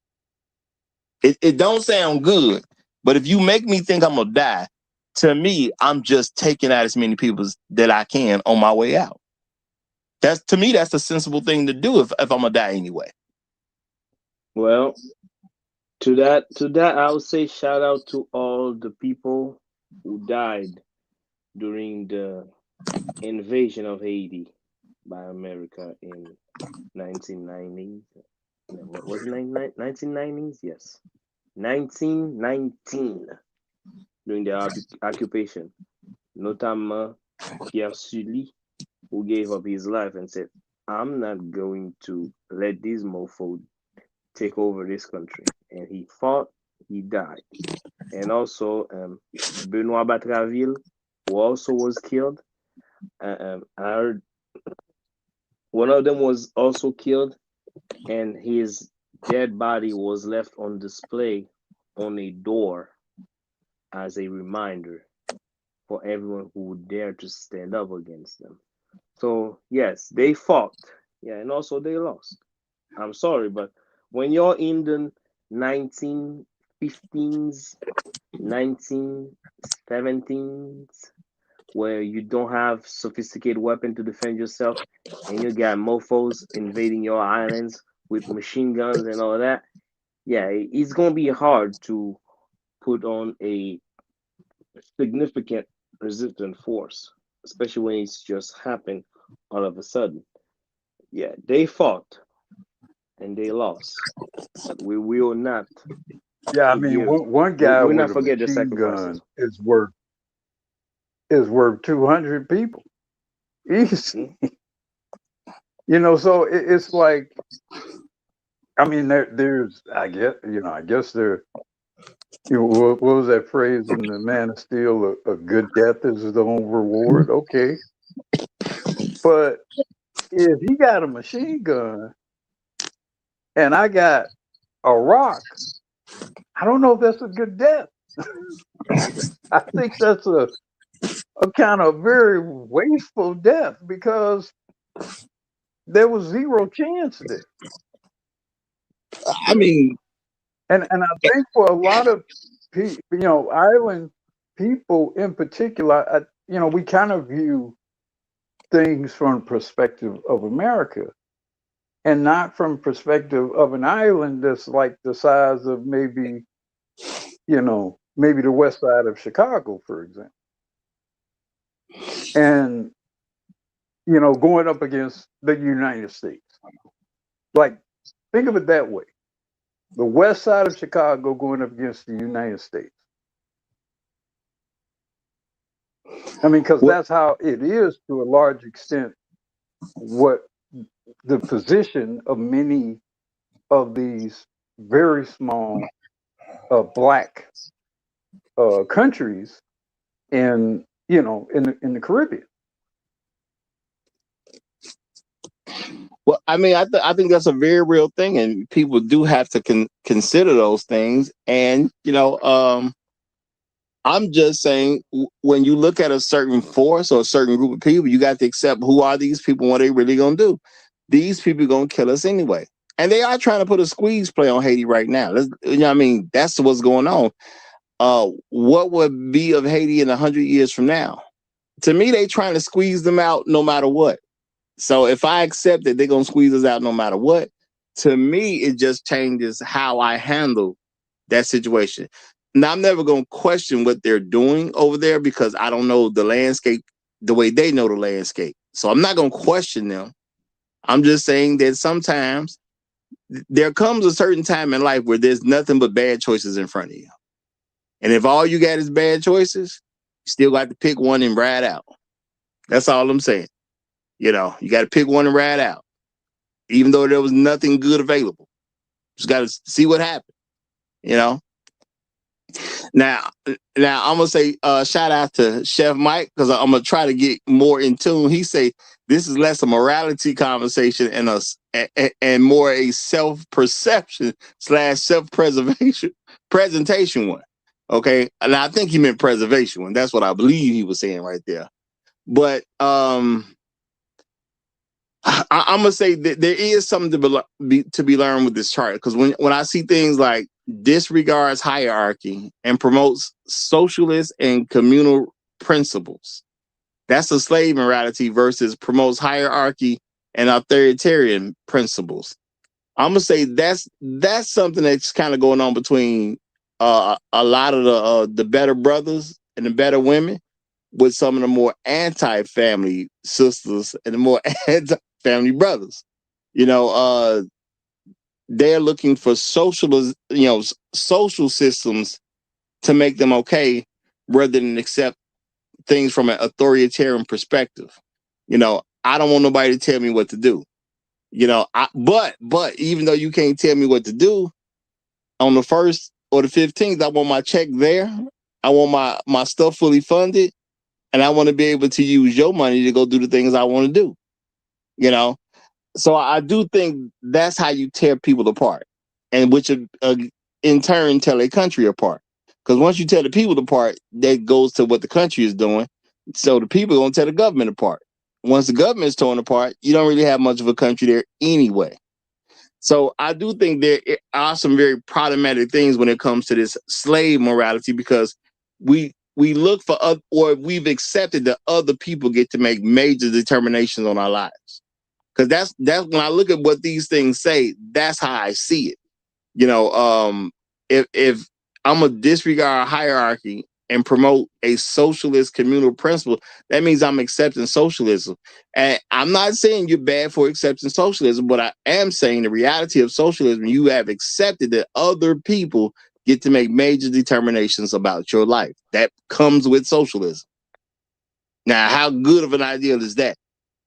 You know, but Truth Teller has joined us, so I'm gonna go ahead and give Truth Teller the mic and let him get in where you want to get in. You got the mic, my brother. Hey, gentlemen. Happy Monday, I guess. You know, I was listening. I don't think I agree with the topic of this show. Oh, by the way, your credit is still minus 10,000. So I got to tippy toe. I got to make sure. So when it comes to your opinion of what the show, we're gonna minus that 10,000. All right. Then we'll look at it. I might say something that requires y'all to put me in timeout. So y'all might have to go ahead and do it. So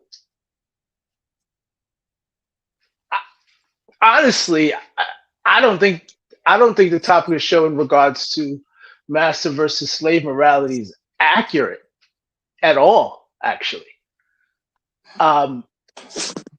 Both moralities are actually one. It's a yin and yang thing. In order for one to exist, the other one has to exist. Right? You can't have a mass morality without having the so-called slave morality. And I don't even like calling them that, because that's not actually true. Right? Some of the things that you guys have laid out here as far as what is called slave morality is really necessary for nurturers of a society. These are social parameters that need to exist for society to be successful. Both of them. And evenly, I might add. So we can't just say a society is altogether this or society is altogether that. When you start to lean into one of these two directions too much, you find that your society has some very difficult problems that they have to solve. I think the problem is that there's not a balance between these two versus one countering the other. They're both necessary. And I think the main source of the problem why people don't understand this is we have a very poor understanding of what freedom is, especially in this country, but worldwide too. Most people designate benefits provided to them by another party, i.e., government, constitutions, rules that people make, social principles, as freedom, just because they think they have the right to live with them or not. And they don't have that right. So therefore, you don't have any freedom. And a lot of people find that hard to accept. There's rules. If you get benefits from a group, there are rules you have to follow for that group. It's just that simple. I'll leave it there. I mean, you free to pick the group? No, you're not. No, you're not. You'll suffer repercussions for those decisions you make. If you were free, there wouldn't be any repercussions for those decisions. So I can't do nothing on my own. The idea that we've built here as freedom is misleading. We put, we say we have rights. You really don't have any rights. You just have rules that everybody agreed to that people should have. But the second everybody agrees that you shouldn't have them anymore, they're gone. So therefore, you're not owed anything. You don't have the right to anything. If the group decides that that's not what you have anymore, you don't have it. Now, you could try to go independent, But the problem with going independent is you got to face the group and suffer whatever repercussions the group finds that you should suffer. So then you can't call that freedom either. If there's repercussions you still got to face, that's out of your control. So if I go kill the guy across the street that's 33 that was forcing my 13-year-old daughter into a sexual relationship, I ain't free to go do that. You no, well you can, but then you gotta go to jail. So are you free to do it? If you gotta pay a price for doing it? I guess that depends on people's slave morality versus master Actually, it's not. morality. Freedom would mean there wouldn't be any repercussions to pay. That's what freedom is. You can do whatever you want, however you want, and you don't have to worry about paying any prices for it because you're free. Why would you pay a price for something that's free? Right? But the second you got to pay a price for it, you're not free. And and when I tell people that, they crumble because then they start wilding out because then they realize, oh, well, the system I'm in right now, there are rules that I have to follow, and I don't have the right nor the ability not to follow them. Therefore, I'm not free. So then you have to come back. So you think master slave. It's a hierarchy, really, right? Even the masters don't have total freedom. They just have control of what we call the slaves, the subordinates. But they got rules too. So if you think of it outside the context of master versus slave or free versus not free, and realize that you're not free, you have to live in a hierarchical system. You're able to move a little bit better, make better decisions, put together better strategies for how things work and what you need to do to win. Just To helps a figure little out, bit when you start the planning. yeah, I guess to figure out how to get to the top of the hierarchy. Pretty Yeah. much. That's how it always boils down. And when you're not at the top, you know what I mean? Well, even when you're at the top, there's always a possibility of you falling. So, No, I mean you kings got get to, killed. Kings get yeah, killed. So you got to and stay, that was the on very your top. game. Mm-hmm. So no, I get what you're saying. In that context, yeah, there's no real freedom to achieve. Yeah, and that's why I say that you as free as you can make yourself at the end of the day, because you're not gonna have unlimited freedom. That's just you're never gonna be able to achieve that. Now in America, we're supposed to have certain freedoms, and all that's questionable based on who did it, why you did it, what color was the person who did it. At this point, is what gender is the person who did it. I guess it might even include what identity did they what identity they want to be recognized by, regardless of what their gender or what we see them as. Because this is the only country in the world that I believe right now we're having a tough time defining what a woman is. Now I always thought a woman was a adult biological human female, but it's people in power that wouldn't necessarily agree to that. So yeah, things can get a little bit crazy. I'm gonna say though, according to this chart though, I would think, if I gotta pick a side, I gotta pick the blue side. Okay. I do believe there's things on the pink side that should be there, because if you have the blue side without the pink side, to me that it is gonna be problematic. So I can 100% agree with that. I'm looking at ways, actions on good or bad consequences for the blue side. Then I look at the pink side. It says ways, actions on good or evil intentions. Now, to me, both of those need to be considered. If I'm thinking about the consequences, I have to also weigh intentions to even figure out how we're gonna get to good or bad consequences. And then sometimes, even though you got a good idea, the intent could be right, but it could create a bad outcome. So even if my intentions are totally good and I want the actions to come out good, I may have the right intention, but if the consequence is going to be bad, then I'm supposed to pull back from it, if you ask me. So, I do think these should be kind of intermingled more. I'll say that they should be intermingled more. I don't see this as a color thing because, again, y'all, this is master morality versus slave morality. This is not a white people versus black people thing, and I definitely wouldn't describe white people with some of this stuff that's over here in the blue, because I mean, essence is nobility. And when I think about white people, there's no way in the world I can come to a conclusion that white slave owners were noble in this country. That I can't get to that conclusion. Let I me can. ask one sincere question. If y'all could go back in time, since as always in the history of the world, black always outnumber the white Panthers. If y'all could go back in time, knowing what you know right now, and you had a choice to make, enslave these motherfuckers or be enslaved, would you so choose to enslave them and deal with everything that comes with them with that decision? Well, if those are my only options, sure, why not enslave them? If those are my only options, now I would prefer just to kill them, but the option you gave me was to enslave them. So I guess that's a good secondary choice. I prefer to just kill them. Truth teller, since you got minus 10,000.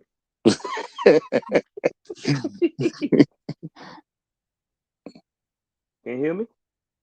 No, Are you there, he's not Truth here. So Teller? I was on mute. My fault. Yeah. My fault. I would enslave. Okay. Black Uru? What is it? Is that here? Okay. Well, What I'm were sorry. the Well, options am I again? picking the right morality, or I'm saying I would choose the blue? Is what No, I no, mean. no. He said if we could go back in time. What were the options? What were the options again? If we could go back in time, Well, knowing the stuff that we know now, would you choose to enslave these people that have come against us, or would you choose to be end up being enslaved? Because we were going to end up being enslaved. oh, to beat. Yeah, if those are the only two options, of course I would enslave them. I mean, I would have just, killed them, but if those are That's the what only I two said. options, Yeah, I would yeah, have preferred to have the option of killing them, but that was not the option that was given. yeah. All right, and Bang Bang 49ers gang has just come up. So let's ask him. Did you hear that question? Bang Bang? Kill them dead. Bang, bang. Bang, bang. Okay. Well, Kill them dead. well, well, unfortunately that option was not on the table. It was only Oh, enslave them or eventually they enslave you. no, I would vote to enslave them. I believe in winning by any means necessary, with whatever tools and options. Can you guys hear me? You went in and out, but I'm assuming you lean toward enslaving them because you did Oh, say win by every means possible. yeah. Yep. I lean toward enslavement because I believe in winning, whatever that means. You got to win. And that's the attitude that we should take.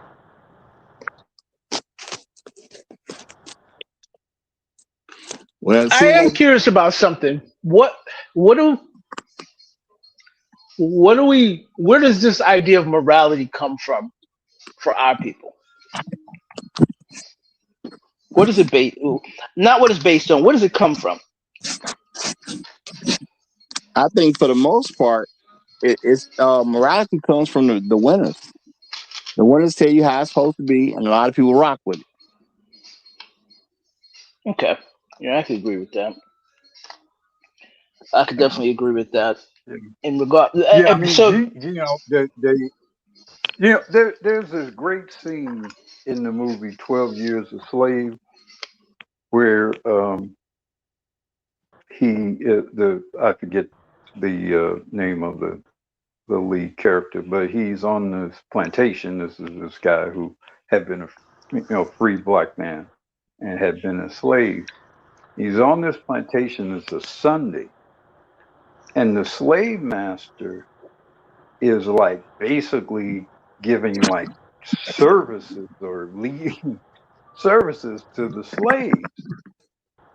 And you see this look of horror on his face because of the irony of this guy teaching these people to embrace this view of Christianity that requires or includes them being enslaved, and the slaves themselves appearing to celebrate that circumstance.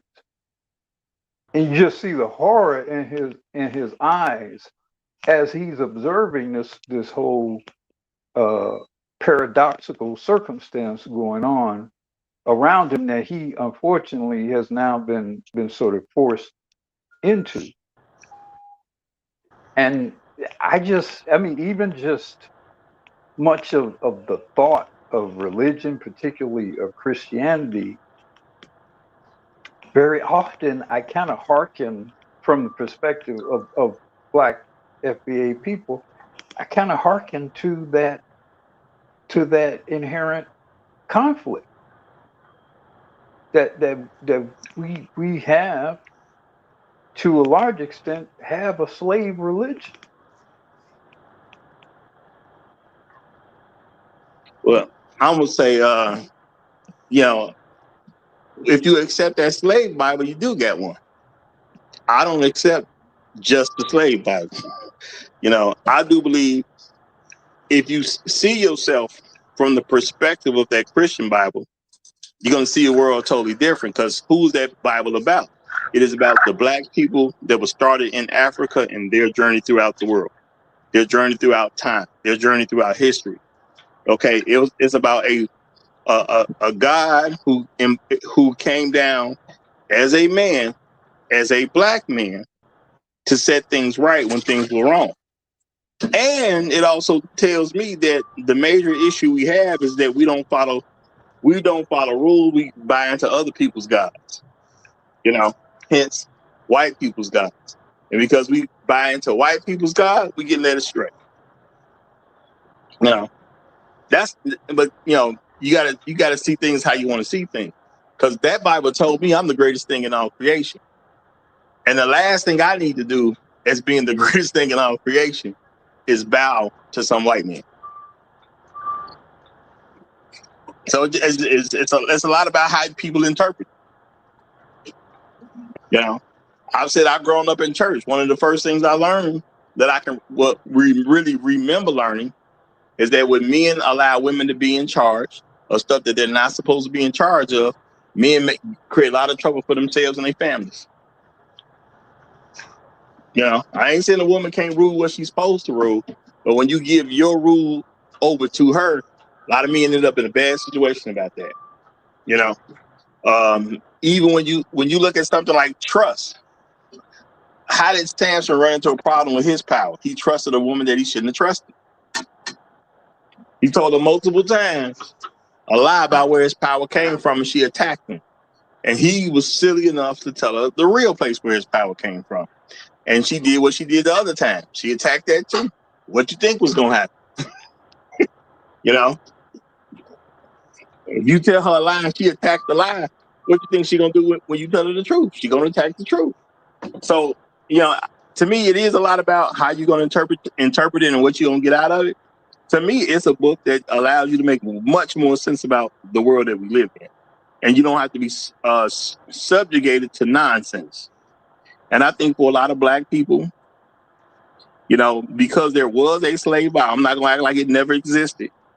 And I'm not going to act like it didn't have real intentions. A lot of Black people fell for it and they buy into the slave Bible. And they buy into a slave view. But I don't see how you read that book and you can think you're inferior to white people. That's a crazy concept to me. They're not even the chosen people. How could I be inferior to people that weren't even the chosen people? Now, if any white person is offended by that, I don't know what to tell you because I didn't write the book. That's all I can tell you on that. Can you guys hear me okay? We can now. Okay, finally. Yeah, I can hear everything you were saying. I agree with you 100%. Um, most people that have an issue with the Bible and Christianity, you're having an issue with the feminized version of Christianity. This is feminism has taken over what you know to be Christianity, and these women are running these churches, and you got these preachers preaching to uh, gain from women being in the congregation. You're supposed to have a problem with that because they're putting women in positions that they're not supposed to be in. So it's supposed to be troubling. It's supposed to not make sense when it's not being when it's not being run correctly. Christianity within and of itself has a bloody history. It has a history of conquest. It has a history of annihilating people. Like I don't understand people that think God is this soft, cuddly teddy bear. I've never understood that, even when I was a child.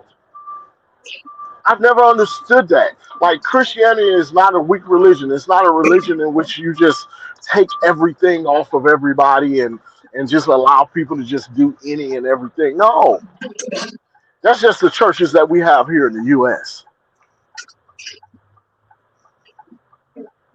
Yeah.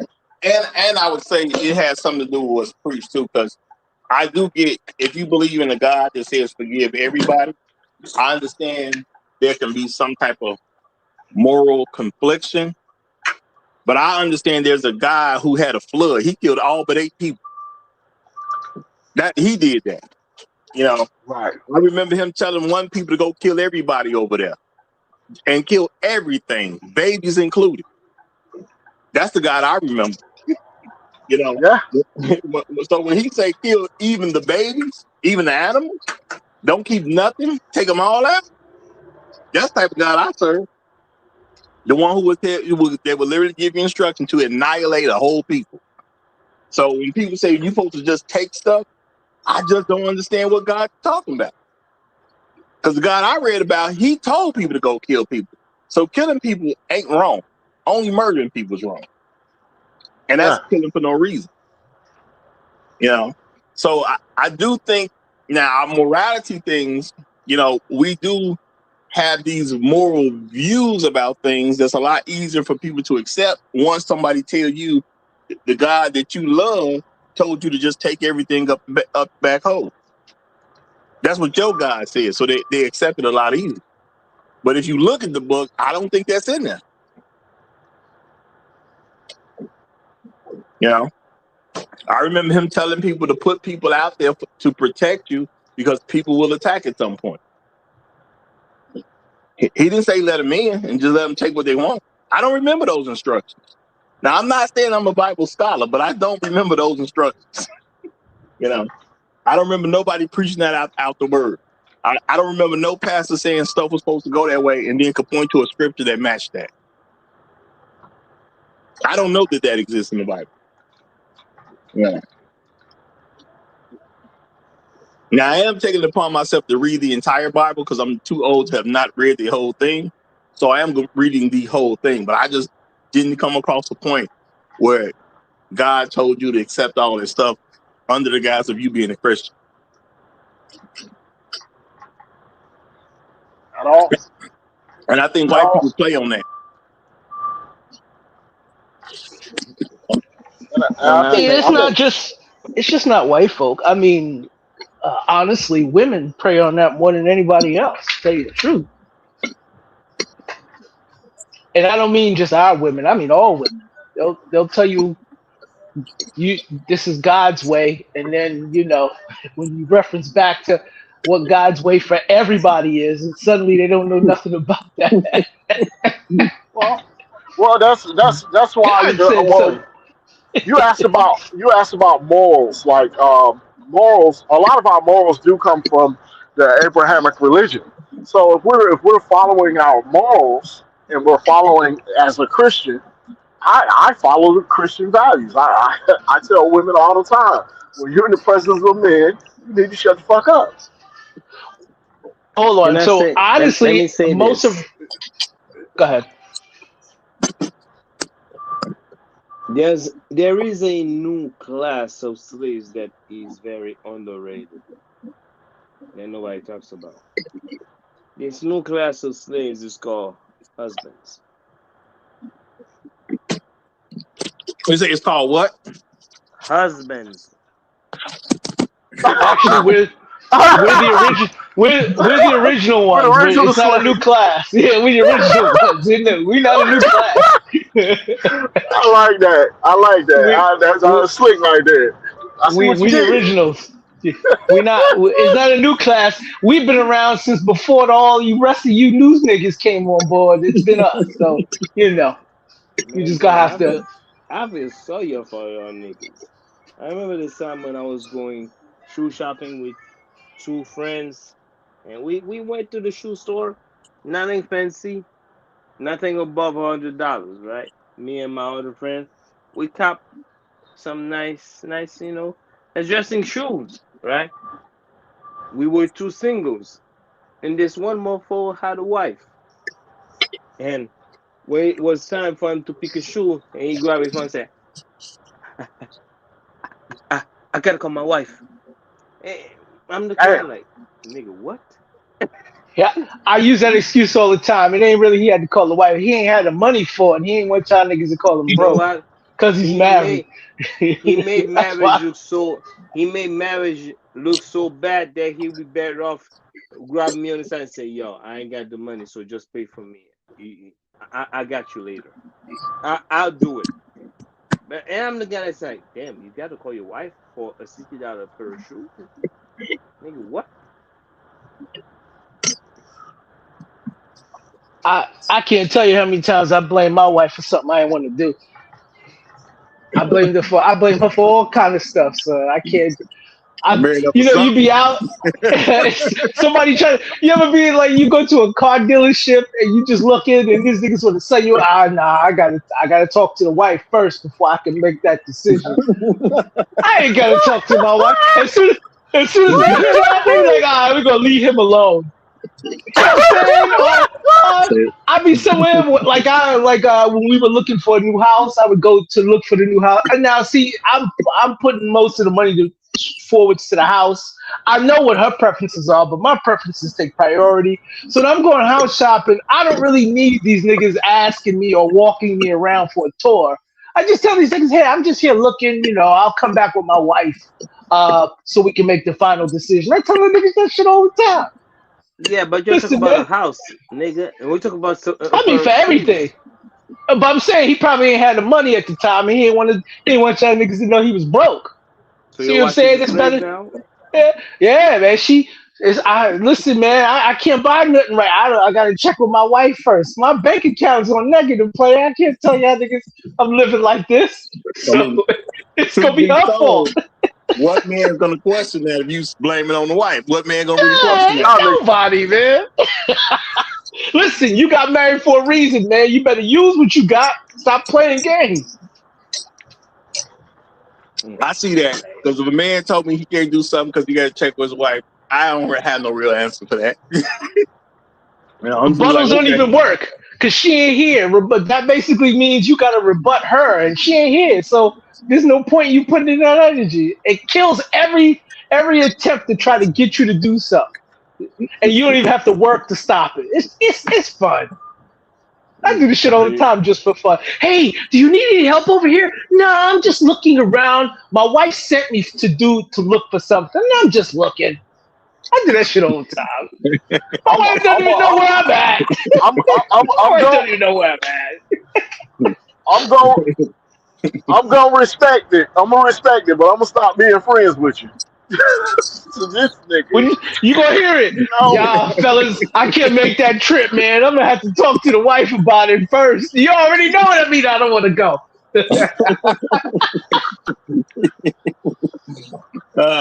That's hilarious. That's hilarious. oh, Yeah. Now, I do oh want to say man, real quick. Shout out to how do I say this? Oh, that's Brian Jefferson, I guess. He said slave versus master morality was by Frederick Nice. I don't know how to pronounce his name. That's just what I'm saying. To justify Nietzsche. white supremacy. No, we did say that earlier in the show because I did want to know where it came from. And like I said, for me personally, when I just first read it, I didn't necessarily agree with it like that. But compassionate thing, we need to look at how we're moving as black men. Which do we kind of fit more into? I do think it's a very legitimate question. And I just think from a moral standpoint, you got to learn to make some tough choices. And, you know, people would use morality to block you from making your choices. And I'm going to say again, because you said something different, Bang Bang.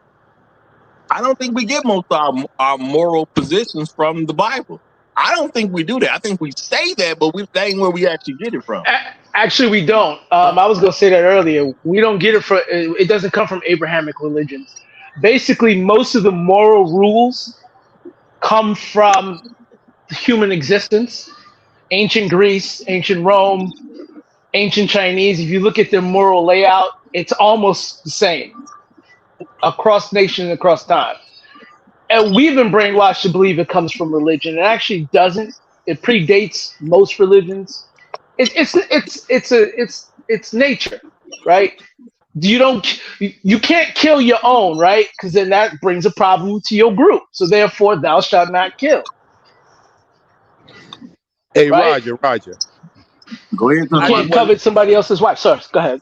I just want to back up Truth Teller because I be using the same thing. I've been telling you, I gotta take this contract from my wife. Y'all niggas terrible. Contract. Y'all niggas terrible. I use that. No, man. Oh, wait a minute. I'm ashamed of both of y'all. For being honest, I'm ashamed of y'all. I'm ashamed of y'all. Y'all. Yes, I am ashamed of their honesty. This is terrible. This is terrible. Because the devil you give the devil an inch, they take a mile. You be saying that stuff, next thing you know, your wife's like, no, you been telling them niggas this, that, and the other. No, don't switch up now. Now you in a pickle. Now you in a pickle. I ain't no pickle because my wife done heard me using her as an excuse. She like, why you lying on me? She yell it in the background so niggas can hear it over the phone. I'm like, what you doing? What you doing? that ain't came. I mean, she know who got control. I got control, but I use what I got to use. So they done met these beautiful women, these precious ladies. It's hard to come across for the average man, and this what they do with them. I got questions. It's called one of the benefits of being married, sir. It's called one of the benefits of being married. Exactly. Oh so my God. Just so y'all know, legally speaking, if I commit a crime and my wife's not there, but I tell the officers my wife is there, they can't question her based on what happened. They can't question your spouse.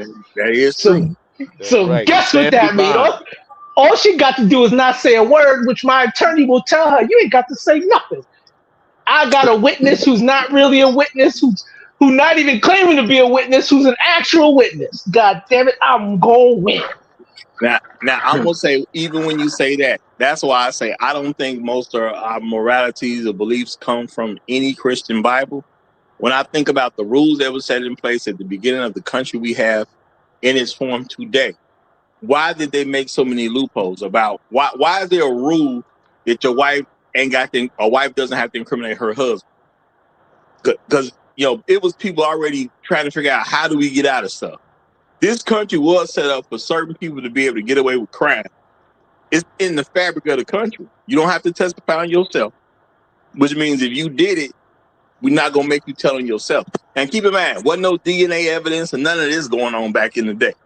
So if you don't tell on yourself, it's hard to convict anybody. Because how you convict somebody who won't tell on themselves? Roger. Go ahead. Isn't a marriage biblically supposed to be the combining into one flesh? Yeah, very true. Biblically? Then why would a wife be able to testify? Then why would a wife biblically be able to testify against her husband? No, I mean, I do understand that, and I accept that as a general principle. So doesn't that contradict what you just said about it's not? That is exactly based on the Christian Bible. No, I think that was somebody who used something to figure out how to get away with something themselves. I'm not saying it don't fit. I'm okay with you thinking that. I am saying that is exactly consistent with the Christian Bible. That's just a fact. I've been silent. Uru said it out loud. He okay with you thinking you're wrong, but go ahead. No. Well, I mean, you're trying to exclude these white devils from your Christian Bible, and I'm saying a lot of this shit came right out of the Christian Bible. Yeah, I mean, I'm not trying to exclude them. They use anything for bad purposes. They definitely that type of people. And I'm just saying collectively, not individually, but collectively, that's the kind of people they are. But when you think about, you know what I'm saying, the rules they put in place where you didn't have to tell on yourself, and I do understand including the wife part is them using something that would be accepted from a Christian Bible that they didn't even necessarily buy into. At the end of the day, there would be no loophole if you wanted everybody to not be a criminal in the first place. The whole thing about not testifying against yourself wouldn't even be a loophole that exists. Why would you make that? That's a person with the intention to get away with a crime. The only way I come up with that idea, if I intend to get away with a crime. If we walk this back, you got being noble coming from the nobles that I heard you guys talking about, and the nobility class back in the day, when all of these laws were being created, was the Roman Hold up, the Roman nobles. hold up, Go ahead. hold up. Yeah, you're going off. Hold on a second, bro. The American law does not prohibit you from confessing to a crime. There's nothing in American law that says you cannot confess to a crime. No, I'm not saying it's saying you don't have you have to be But the rules confessing. are once someone declares himself to be innocent, then he then cannot be made to testify against himself.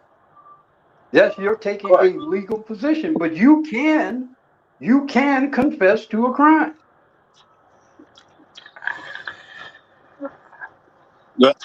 I'm just saying, I think the reason they came up with that rule is because they intended to do crimes and not tell on themselves. Now, I understand why you wouldn't want to tell on yourself. They just made it where they was getting protected from telling on themselves. I want to take a stance that I want to commit these crimes, but I do not want to tell on myself, and I want it to be a legal thing that I don't have to tell on myself.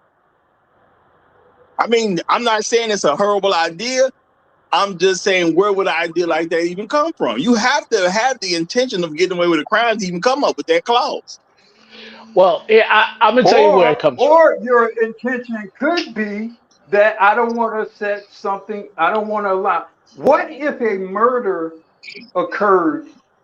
You didn't commit the murder, but you were in the area.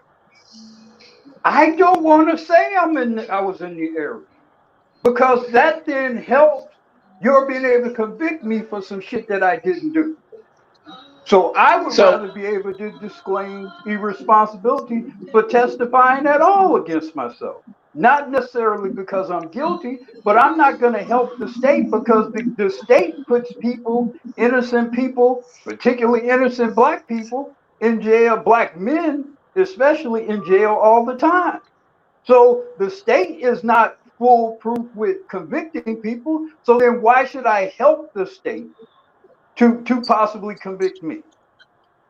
Well, if black men made those rules, I would understand that perspective. Well, hold on, Roger. There's a reason for that. So, the last part of what Uru was saying is to the point. Because remember, if somebody accuses you of a crime, you are innocent still. The only way for you not to be innocent anymore is if they prove your guilt, right? Now, you could say, well, if you are guilty, you're supposed to say it. True. But nobody else but that person and God knows that. So if you're operating a law that has to do with people who don't have the whole picture, you can't have it so the person testifies against themselves, because what if it's forced? So therefore, to exclude any the attempts of any wrongdoing from law enforcement, right? Attempts for law enforcement to cross the line in any given time for an outcome that they desire, you know how that go. taking away the option to force someone to testify against themselves has to be removed for it to work appropriately. Because you can't force an innocent person to testify against themselves. Because remember, the status of the person is force confession. I get it. You don't well, want no, it's not even just forced confession. If the person in the eyes of the law is seen as innocent, how do you force an innocent person to testify against themselves? You haven't proven their guilt yet, remember?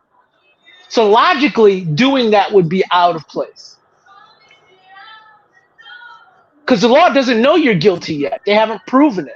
So it's basically putting the weight of proof on the government or the law, or the government enforcing the law to prove your guilt. They can't force you to help them prove your guilt, because that would be absurd. That would be a kangaroo court in a nutshell.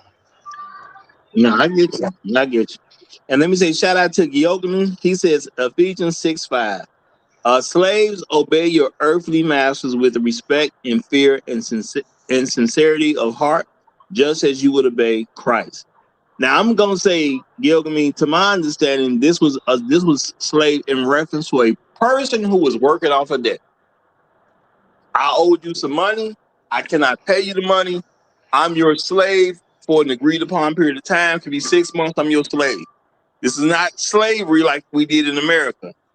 You know, and you know, that's fine to do. That's just like if you buy a car and you have a car note, you working off your debt. You go to work, you get paid, you pay the people you owe the money to. You working off your debt. Same thing, just a different form of doing the exact same thing. Now, that type of slavery, I don't have an issue with, because that's an agreed upon thing between two parties. Slavery by force is a whole different thing. You know, but shout out to you for the 57 trail bending taxes as well. I appreciate that. You know what I'm saying? Real talk. But I do think that's where a lot of people use the Bible. They'll use something like that to confuse other people about what slavery is supposed to be. Yeah, if I'm a person who agreed to pay off my debt, I shouldn't have a real problem with you or be disrespecting toward you, because we just made an agreement. That's all this is. And I should obey my slave master because I agreed to work to pay off this debt.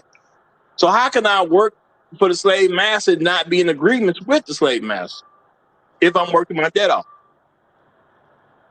To me, that makes sense. Roger, how were most of those historical debts incurred? What do you mean historical debts? What do you mean? I mean, historically, how were the slave debt incurred? Crimes were being committed. People were stealing. They were harming one another senselessly and things like that. And then 2 or more witnesses would be brought to find them in guilt, and then they would set a penance for them. Now, okay. I mean, okay, that could happen. But why were people often stealing? There were poor people. There's always poor people. Because you had one guy who owned and controlled every fucking thing. Correct. And everybody was scrambling to try to survive. So those weren't even legitimate debts. They were effectively the same shit as American slavery in a lot of instances. Because you were never going to pay those debts off. Oh, you were going to work until you died for someone. In most of those cases. Yeah.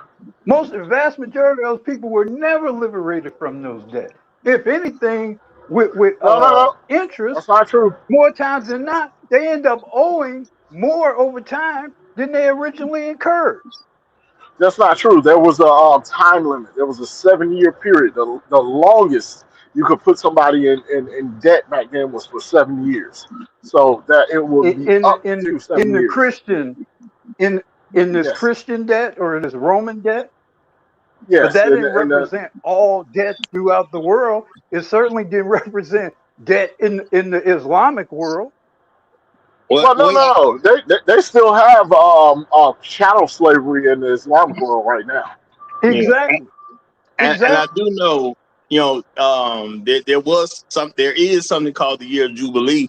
Every 50 years, all debts forgiven anyway. Don't make no difference what you owe. That's So right. so when that 50 Oh, year came up, every what? What number? What number of years was that?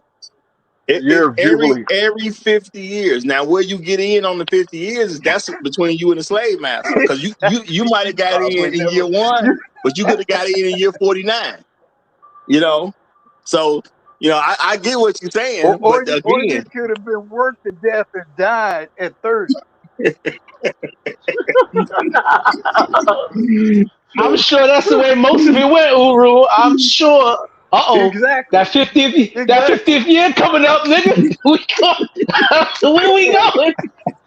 Where we going, master? Don't worry about it. Just get on in the truck. Let's go. well, my thing is, if I really want it, and it's 3 years to that 50th year, yeah, I'll do this 3-year bid. I really want it that bad, you know. If you year 47, you might have to rethink your No, choices. I'm saying a year 47. That's what I'd agree to. And there's another element to it. Most people that had the money, cattle, or whatever to pay off the debt immediately, once found guilty, they could avoid servitude by paying. But for those who couldn't pay, those are the ones that end up in servitude. Yeah, and there is a story about a gentleman who worked 7 years for his wife. Now he did get tricked to working an additional Yeah. 7 years for another Yep. wife. So you could do it. Could be maybe you got to pay a bride price and you ain't got the bread. I mean, it's different ways that you can incur a debt. That's all I'm saying. Different ways that you can incur a debt, but there was a way for you to work it and still be able to live an actual life. And shout out to Gyogami one more again, who has come up as well. He said, wait, did I read this? No, I didn't. Ephesians 6:5. Slaves, obey your earthly man. I did read this. Yeah, I read this. Okay. All right, so Gyogami, you just came up. I'm gonna go ahead and give you the floor immediately. You got it, my brother. First, greetings to Roger and everyone. Salute to everyone in the chat. Thank you for Greetings, having me on brother. the panel. Greetings. Salute. Yeah. I would like to, for example, relating to the passage I just referenced, Ephes was a city within the Roman Empire, specifically in Turkey, north of Turkey. And a lot of the text, even the Bible in the New Testament, refers to the Greeks and many areas they had under control. But if even we speak about the slavery in the times of the Roman Empire, do you know the name by which are referred those people in Eastern Europe? For example, part of the Russians, Belarus, the Poles, and the Ukrainians. They have a specific name. They refer as Slavic because of the Latin Slavus, which means slaves. Because the Greeks and the Romans, they were raiding those peoples and making them slaves within the Roman Empire, within the Greeks. They were not, for example, slaves because of debt. They were quite often slaves because of military conquest. And even if you go, for example, by the 50-year jubilee that Roger referenced, if, for example, after 50 years, each 50 years, all debts, for example, were cleared, someone will be able to note in history a cycle of each 50 years. Suddenly, there will be no slaves in the empire or the kingdom. And then you would have to explain how come there were still slaves 10 years later. I would be very suspicious that every 50 years, all the debts are cleared. And then suddenly, the next 2 or 5 years, a great many of people manage to find themselves into debt. And then there were also, quite again, many slaves, again, in the kingdom or the empire. No, I think religions, or even without religions, people will develop rhetorics to enslave people if such is their economic systems, if such is their political systems, and if they want to justify the spoils of war in human capitals. And when you read the documents that the passage that I referenced, there are many types of slaves which are not limited to the slavery through debt, but simply by the fact that they were the descendant of the conquered, which is something that happened throughout history in many areas of the world. And if you want to maintain an ideology of servitude among the conquered, well, you need to develop specifically an ideology that will be embedded within the psychology of those. That's why, for example, Plato, in his reference of men of gold, men of silver, and men of bronze, when he said, how can you impart an ideology of servitude and hierarchy among the many? He said, you may not convince the people in the first generation, but you will be able to convince them maybe with the second and the third generation. And then generation, with the ideology being perpetrated by different means, you can end up with people believing that their own servitude is a way of the order of nature, even the way of God, even if such a thing is not the same. Which is why you would often observe that the people of the elite do not believe in ideologically into the religion that they profess, but they have the ideology of might makes right, and if you can convince the masses to believe your lies, just do so. The end justifies the means. But the masses have that slave mentality because they inherited it from their predecessors who were enslaved. That's what I have to say for the moment. And I think that make a whole lot of sense. And I'm gonna read. Shout out to Elder Blood, who did say that Bible verse, Ephesians 6:5, is meant with black men exclusively being the masters over all and the entire planet. God only promised and gave the world to black men. You know, and now I'm gonna say too. Yes, when you look at the Bible with the context of who were actually being discussed, and there's clues of who the Bible was actually talking about. Because if you look at the places that they were naming, wasn't really no white people there. So I do think that has a lot to do with the perceptions we have of who even being discussed. Because I do know there's a lot of people who believe the Bible is about a bunch of white folks, and I'm like, what white people was in Africa back then? You know, I ain't saying they weren't mentioned at all. They clearly were mentioned at some point in time, but the main stories of the Bible didn't even include white folks. You know, so you get a different perception when you recognize what's going on. Or just like they say with the Middle East, y'all know how old I was before I knew the Middle East was like African territory. You know, they referred to the Middle East so many times on the news. I had no idea the Middle East had any connection with Africa. I thought they were talking about a whole different part of the world. You know, and I believe I probably was at least 35 before I knew the Middle East had something to do with Africa. You know, so I think what you learn definitely has a lot to do with your sense of morality, where you come from. And that's why I say I really don't believe America has used Christian morality to do too much of anything. I think they'll lean into it when it's convenient to manipulate people. But other than that, it's just morality is made up as it goes, just like it's in other places. They just make it up as they go. What's going to sound good for me right now? Then that's the story I'm going to tell. Yeah. Because you know, when you deal with morality, you got to have a standard of some kind. And what's the thing about standards? They're good as long as they make me win. A lot of people don't like standards when they're not on the winning end of whatever the standard is. I'm just saying, you know.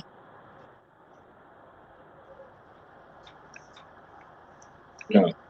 And when I look at this list, like I said, I don't agree with the list because it didn't.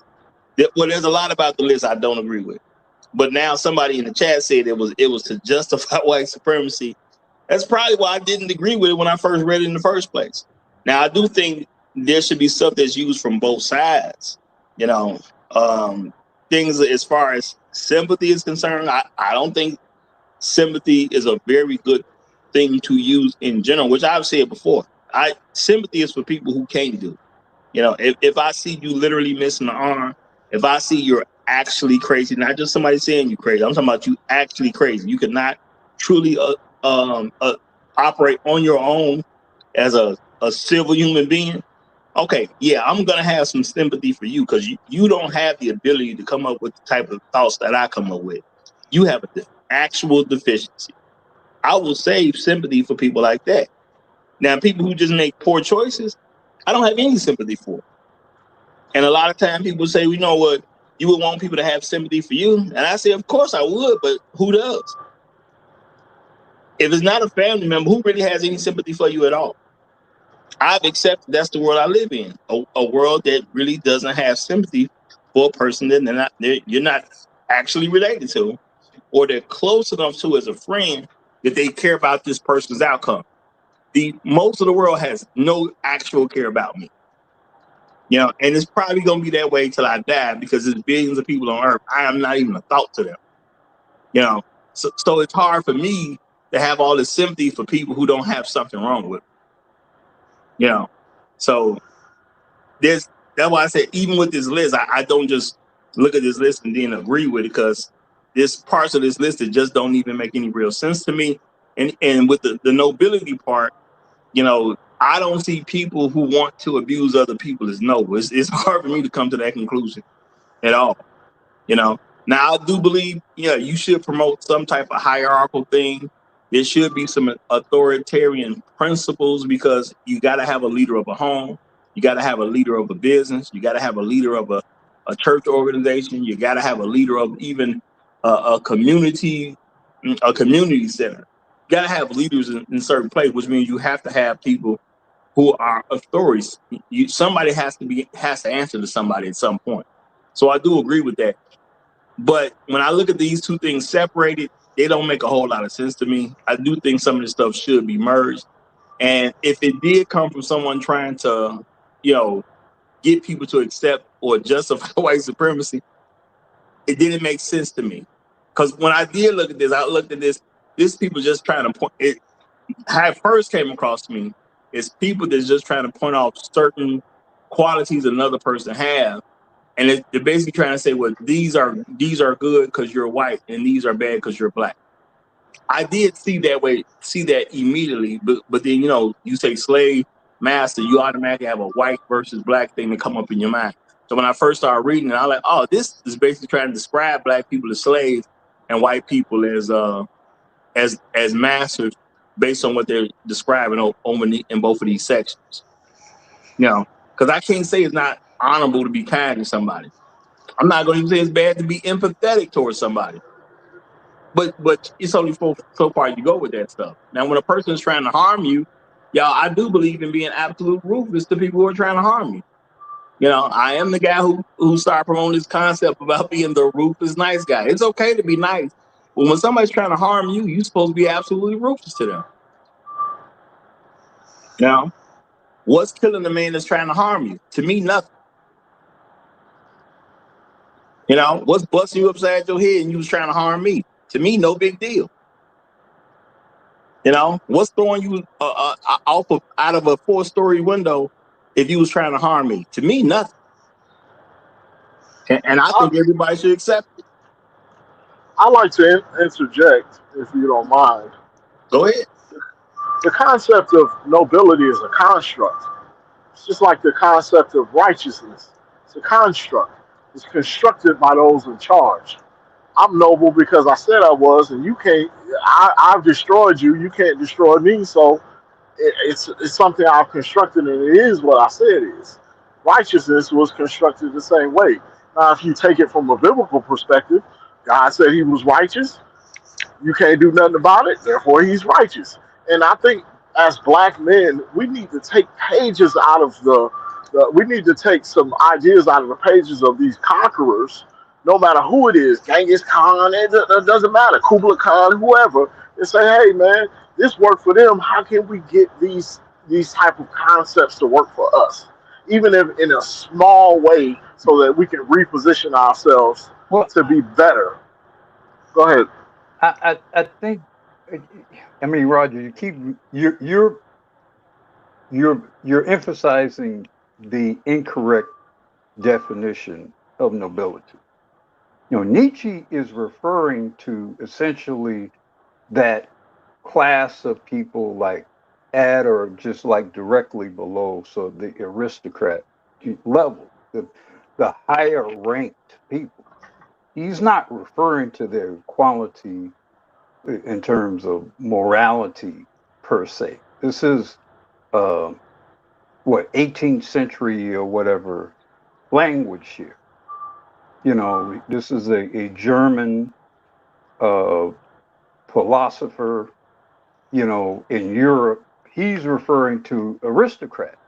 He's referring to higher ranked people. You know, if you look up the word nobility, you're talking about some society of people who are high ranked people in that society. That's what nobility traditionally means. Your knights, Your your lords, your counts, ladies, your barons, and your all of that stuff. Yeah, lords, that's a different Yeah. exactly. perspective. Yeah, Those that's are definitely a different your perspective. nobility. Those are your Yes. nobility. That's what he's referring to. Yeah, and that's what I mean by it's constructed. It's not the characteristics of a people, because the people that are trying to do things the right way are usually the people that get destroyed. I mean, you watch Game of Thrones, it's a good representation of it. Like every time somebody try to do the right thing, off with their heads. That's how the world works. The nice guy does not win. Ever. Ever. Just don't. You have to be willing to annihilate your opponent. You have to be willing to annihilate the people on the other side of the field. And I don't understand why we as black men don't understand that. Like these people run this country because they were willing to annihilate everybody here that said no. And if we want to have any semblance of power, we're going to have to move in a similar fashion. So there's a great responsibility to all this power that these quote unquote black folks say that they want. Do you really want that? Because you're gonna have to spill some blood to get it, and you're gonna have to spill some blood to keep it. And you're probably gonna have to spill more to keep it than you're gonna have to spill to get it. Exactly. And I'm not saying that it's bad that black men generally don't go about the world thinking that we supposed to take over everything. I do believe in live and let live, truth be told. Yeah. But because I do believe in live and let live, if you encroach on me, I don't understand a limit of me doing something to you because you encroached on me. You know, which I look at as some form of ruthlessness. You can't tell me how far to go because you started. Once you started, if I can finish it, I get to make that decision on where it's finished. And I think anybody's wrong for bothering me about how far I was willing to take. You know, which is why I don't make certain decisions to do X, Y, Z, or I do make certain decisions to do X, Y, Z, because based on how I'm looking at the world, if I cross this man, I don't get to say where he should stop. So I don't even want to cross him in the first place. You know, but when you cross me, you ain't gonna tell me where I can stop. It is what it is at that point. You know, so I honestly 100% believe in leaving people alone. You know, and I think, you know, the master morality part, when you want power too much, eventually you're supposed to die. Because I have to accept the power that you have. If you can live with too much power, I got to take you out. So, you know, you got to be careful on how you want to go about these things. How much ambition is too much ambition? You know, or I do believe in the lesson that my father always told me. When you make decisions, you got to understand you can be quote unquote morally right, but you can be dead wrong. And who wants to be dead wrong? So, yeah, I'm gonna do closing statements because we about to hit that 3-minute mark. So I'm gonna start with you. I'm gonna start with Dessalines himself, and then we'll go all the way to turnaround. So Dessalines himself. Any last words you want to make on this?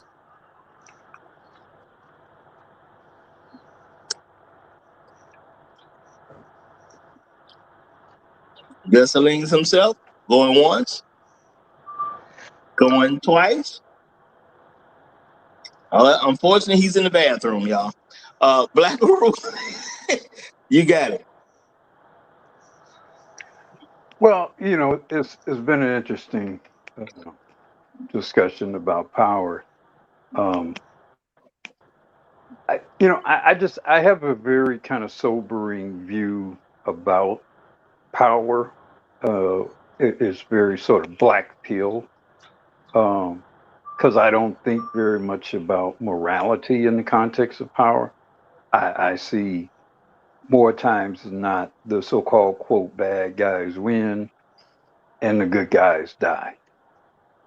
The most moral people, or who actually attempt to present themselves as such, end up losing their heads.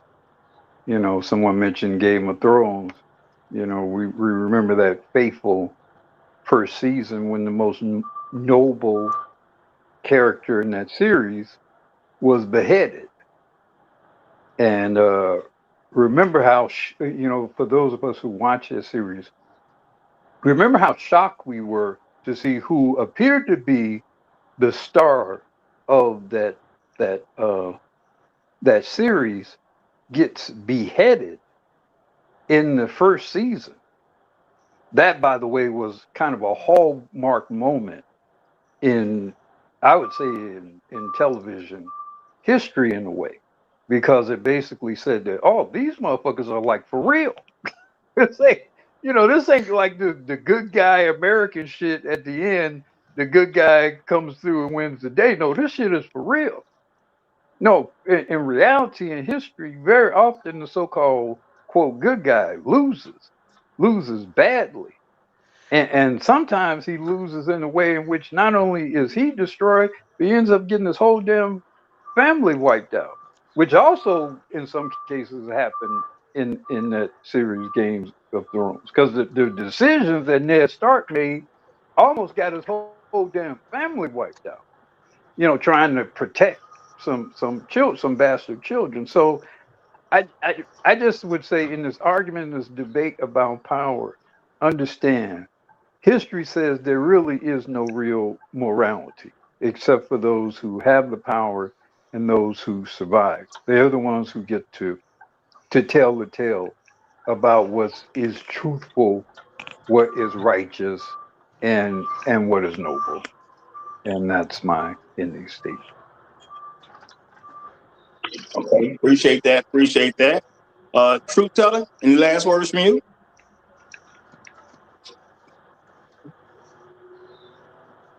Truth teller going once, truth teller going twice, truth teller in the bathroom. People got to go sometime, y'all.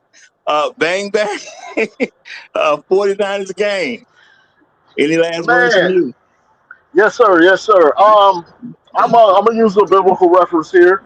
The man who had the most integrity on the face of this planet, according to the Bible, they hung him on a cross, and the Bible says they did him so bad you couldn't tell whether he was a man or a woman. Now, in the future, as the Bible depicts in the book of Revelation, when he comes back, he gonna spill so much blood that it's gonna reaches the horse's bridle. That's the end of the story. That same guy coming back, different attitude this time. I say we as black men, we've already been raped, pillaged, and all kinds of things. I say it's time for us to make our second coming. And I'm in there at that. Bang bang. Niners game. Y'all keep choosing the Bears if y'all want to. Your closing statement was going so well to the end. All right? Gil, can we please go ahead so this brother can be quiet?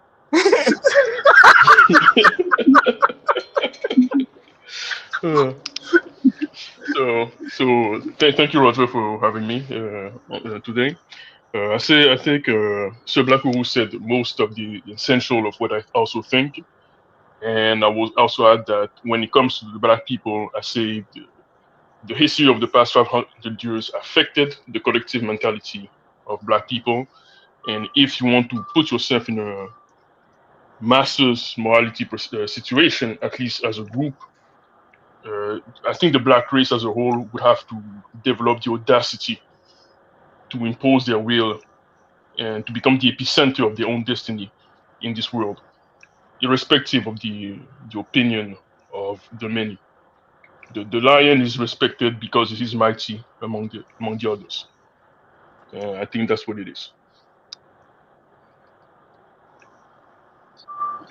All right, Son of Runner, it's on you. Any last words on your end? Say, master yourself, and then you can master the world. And sometimes we have to embrace being a villain.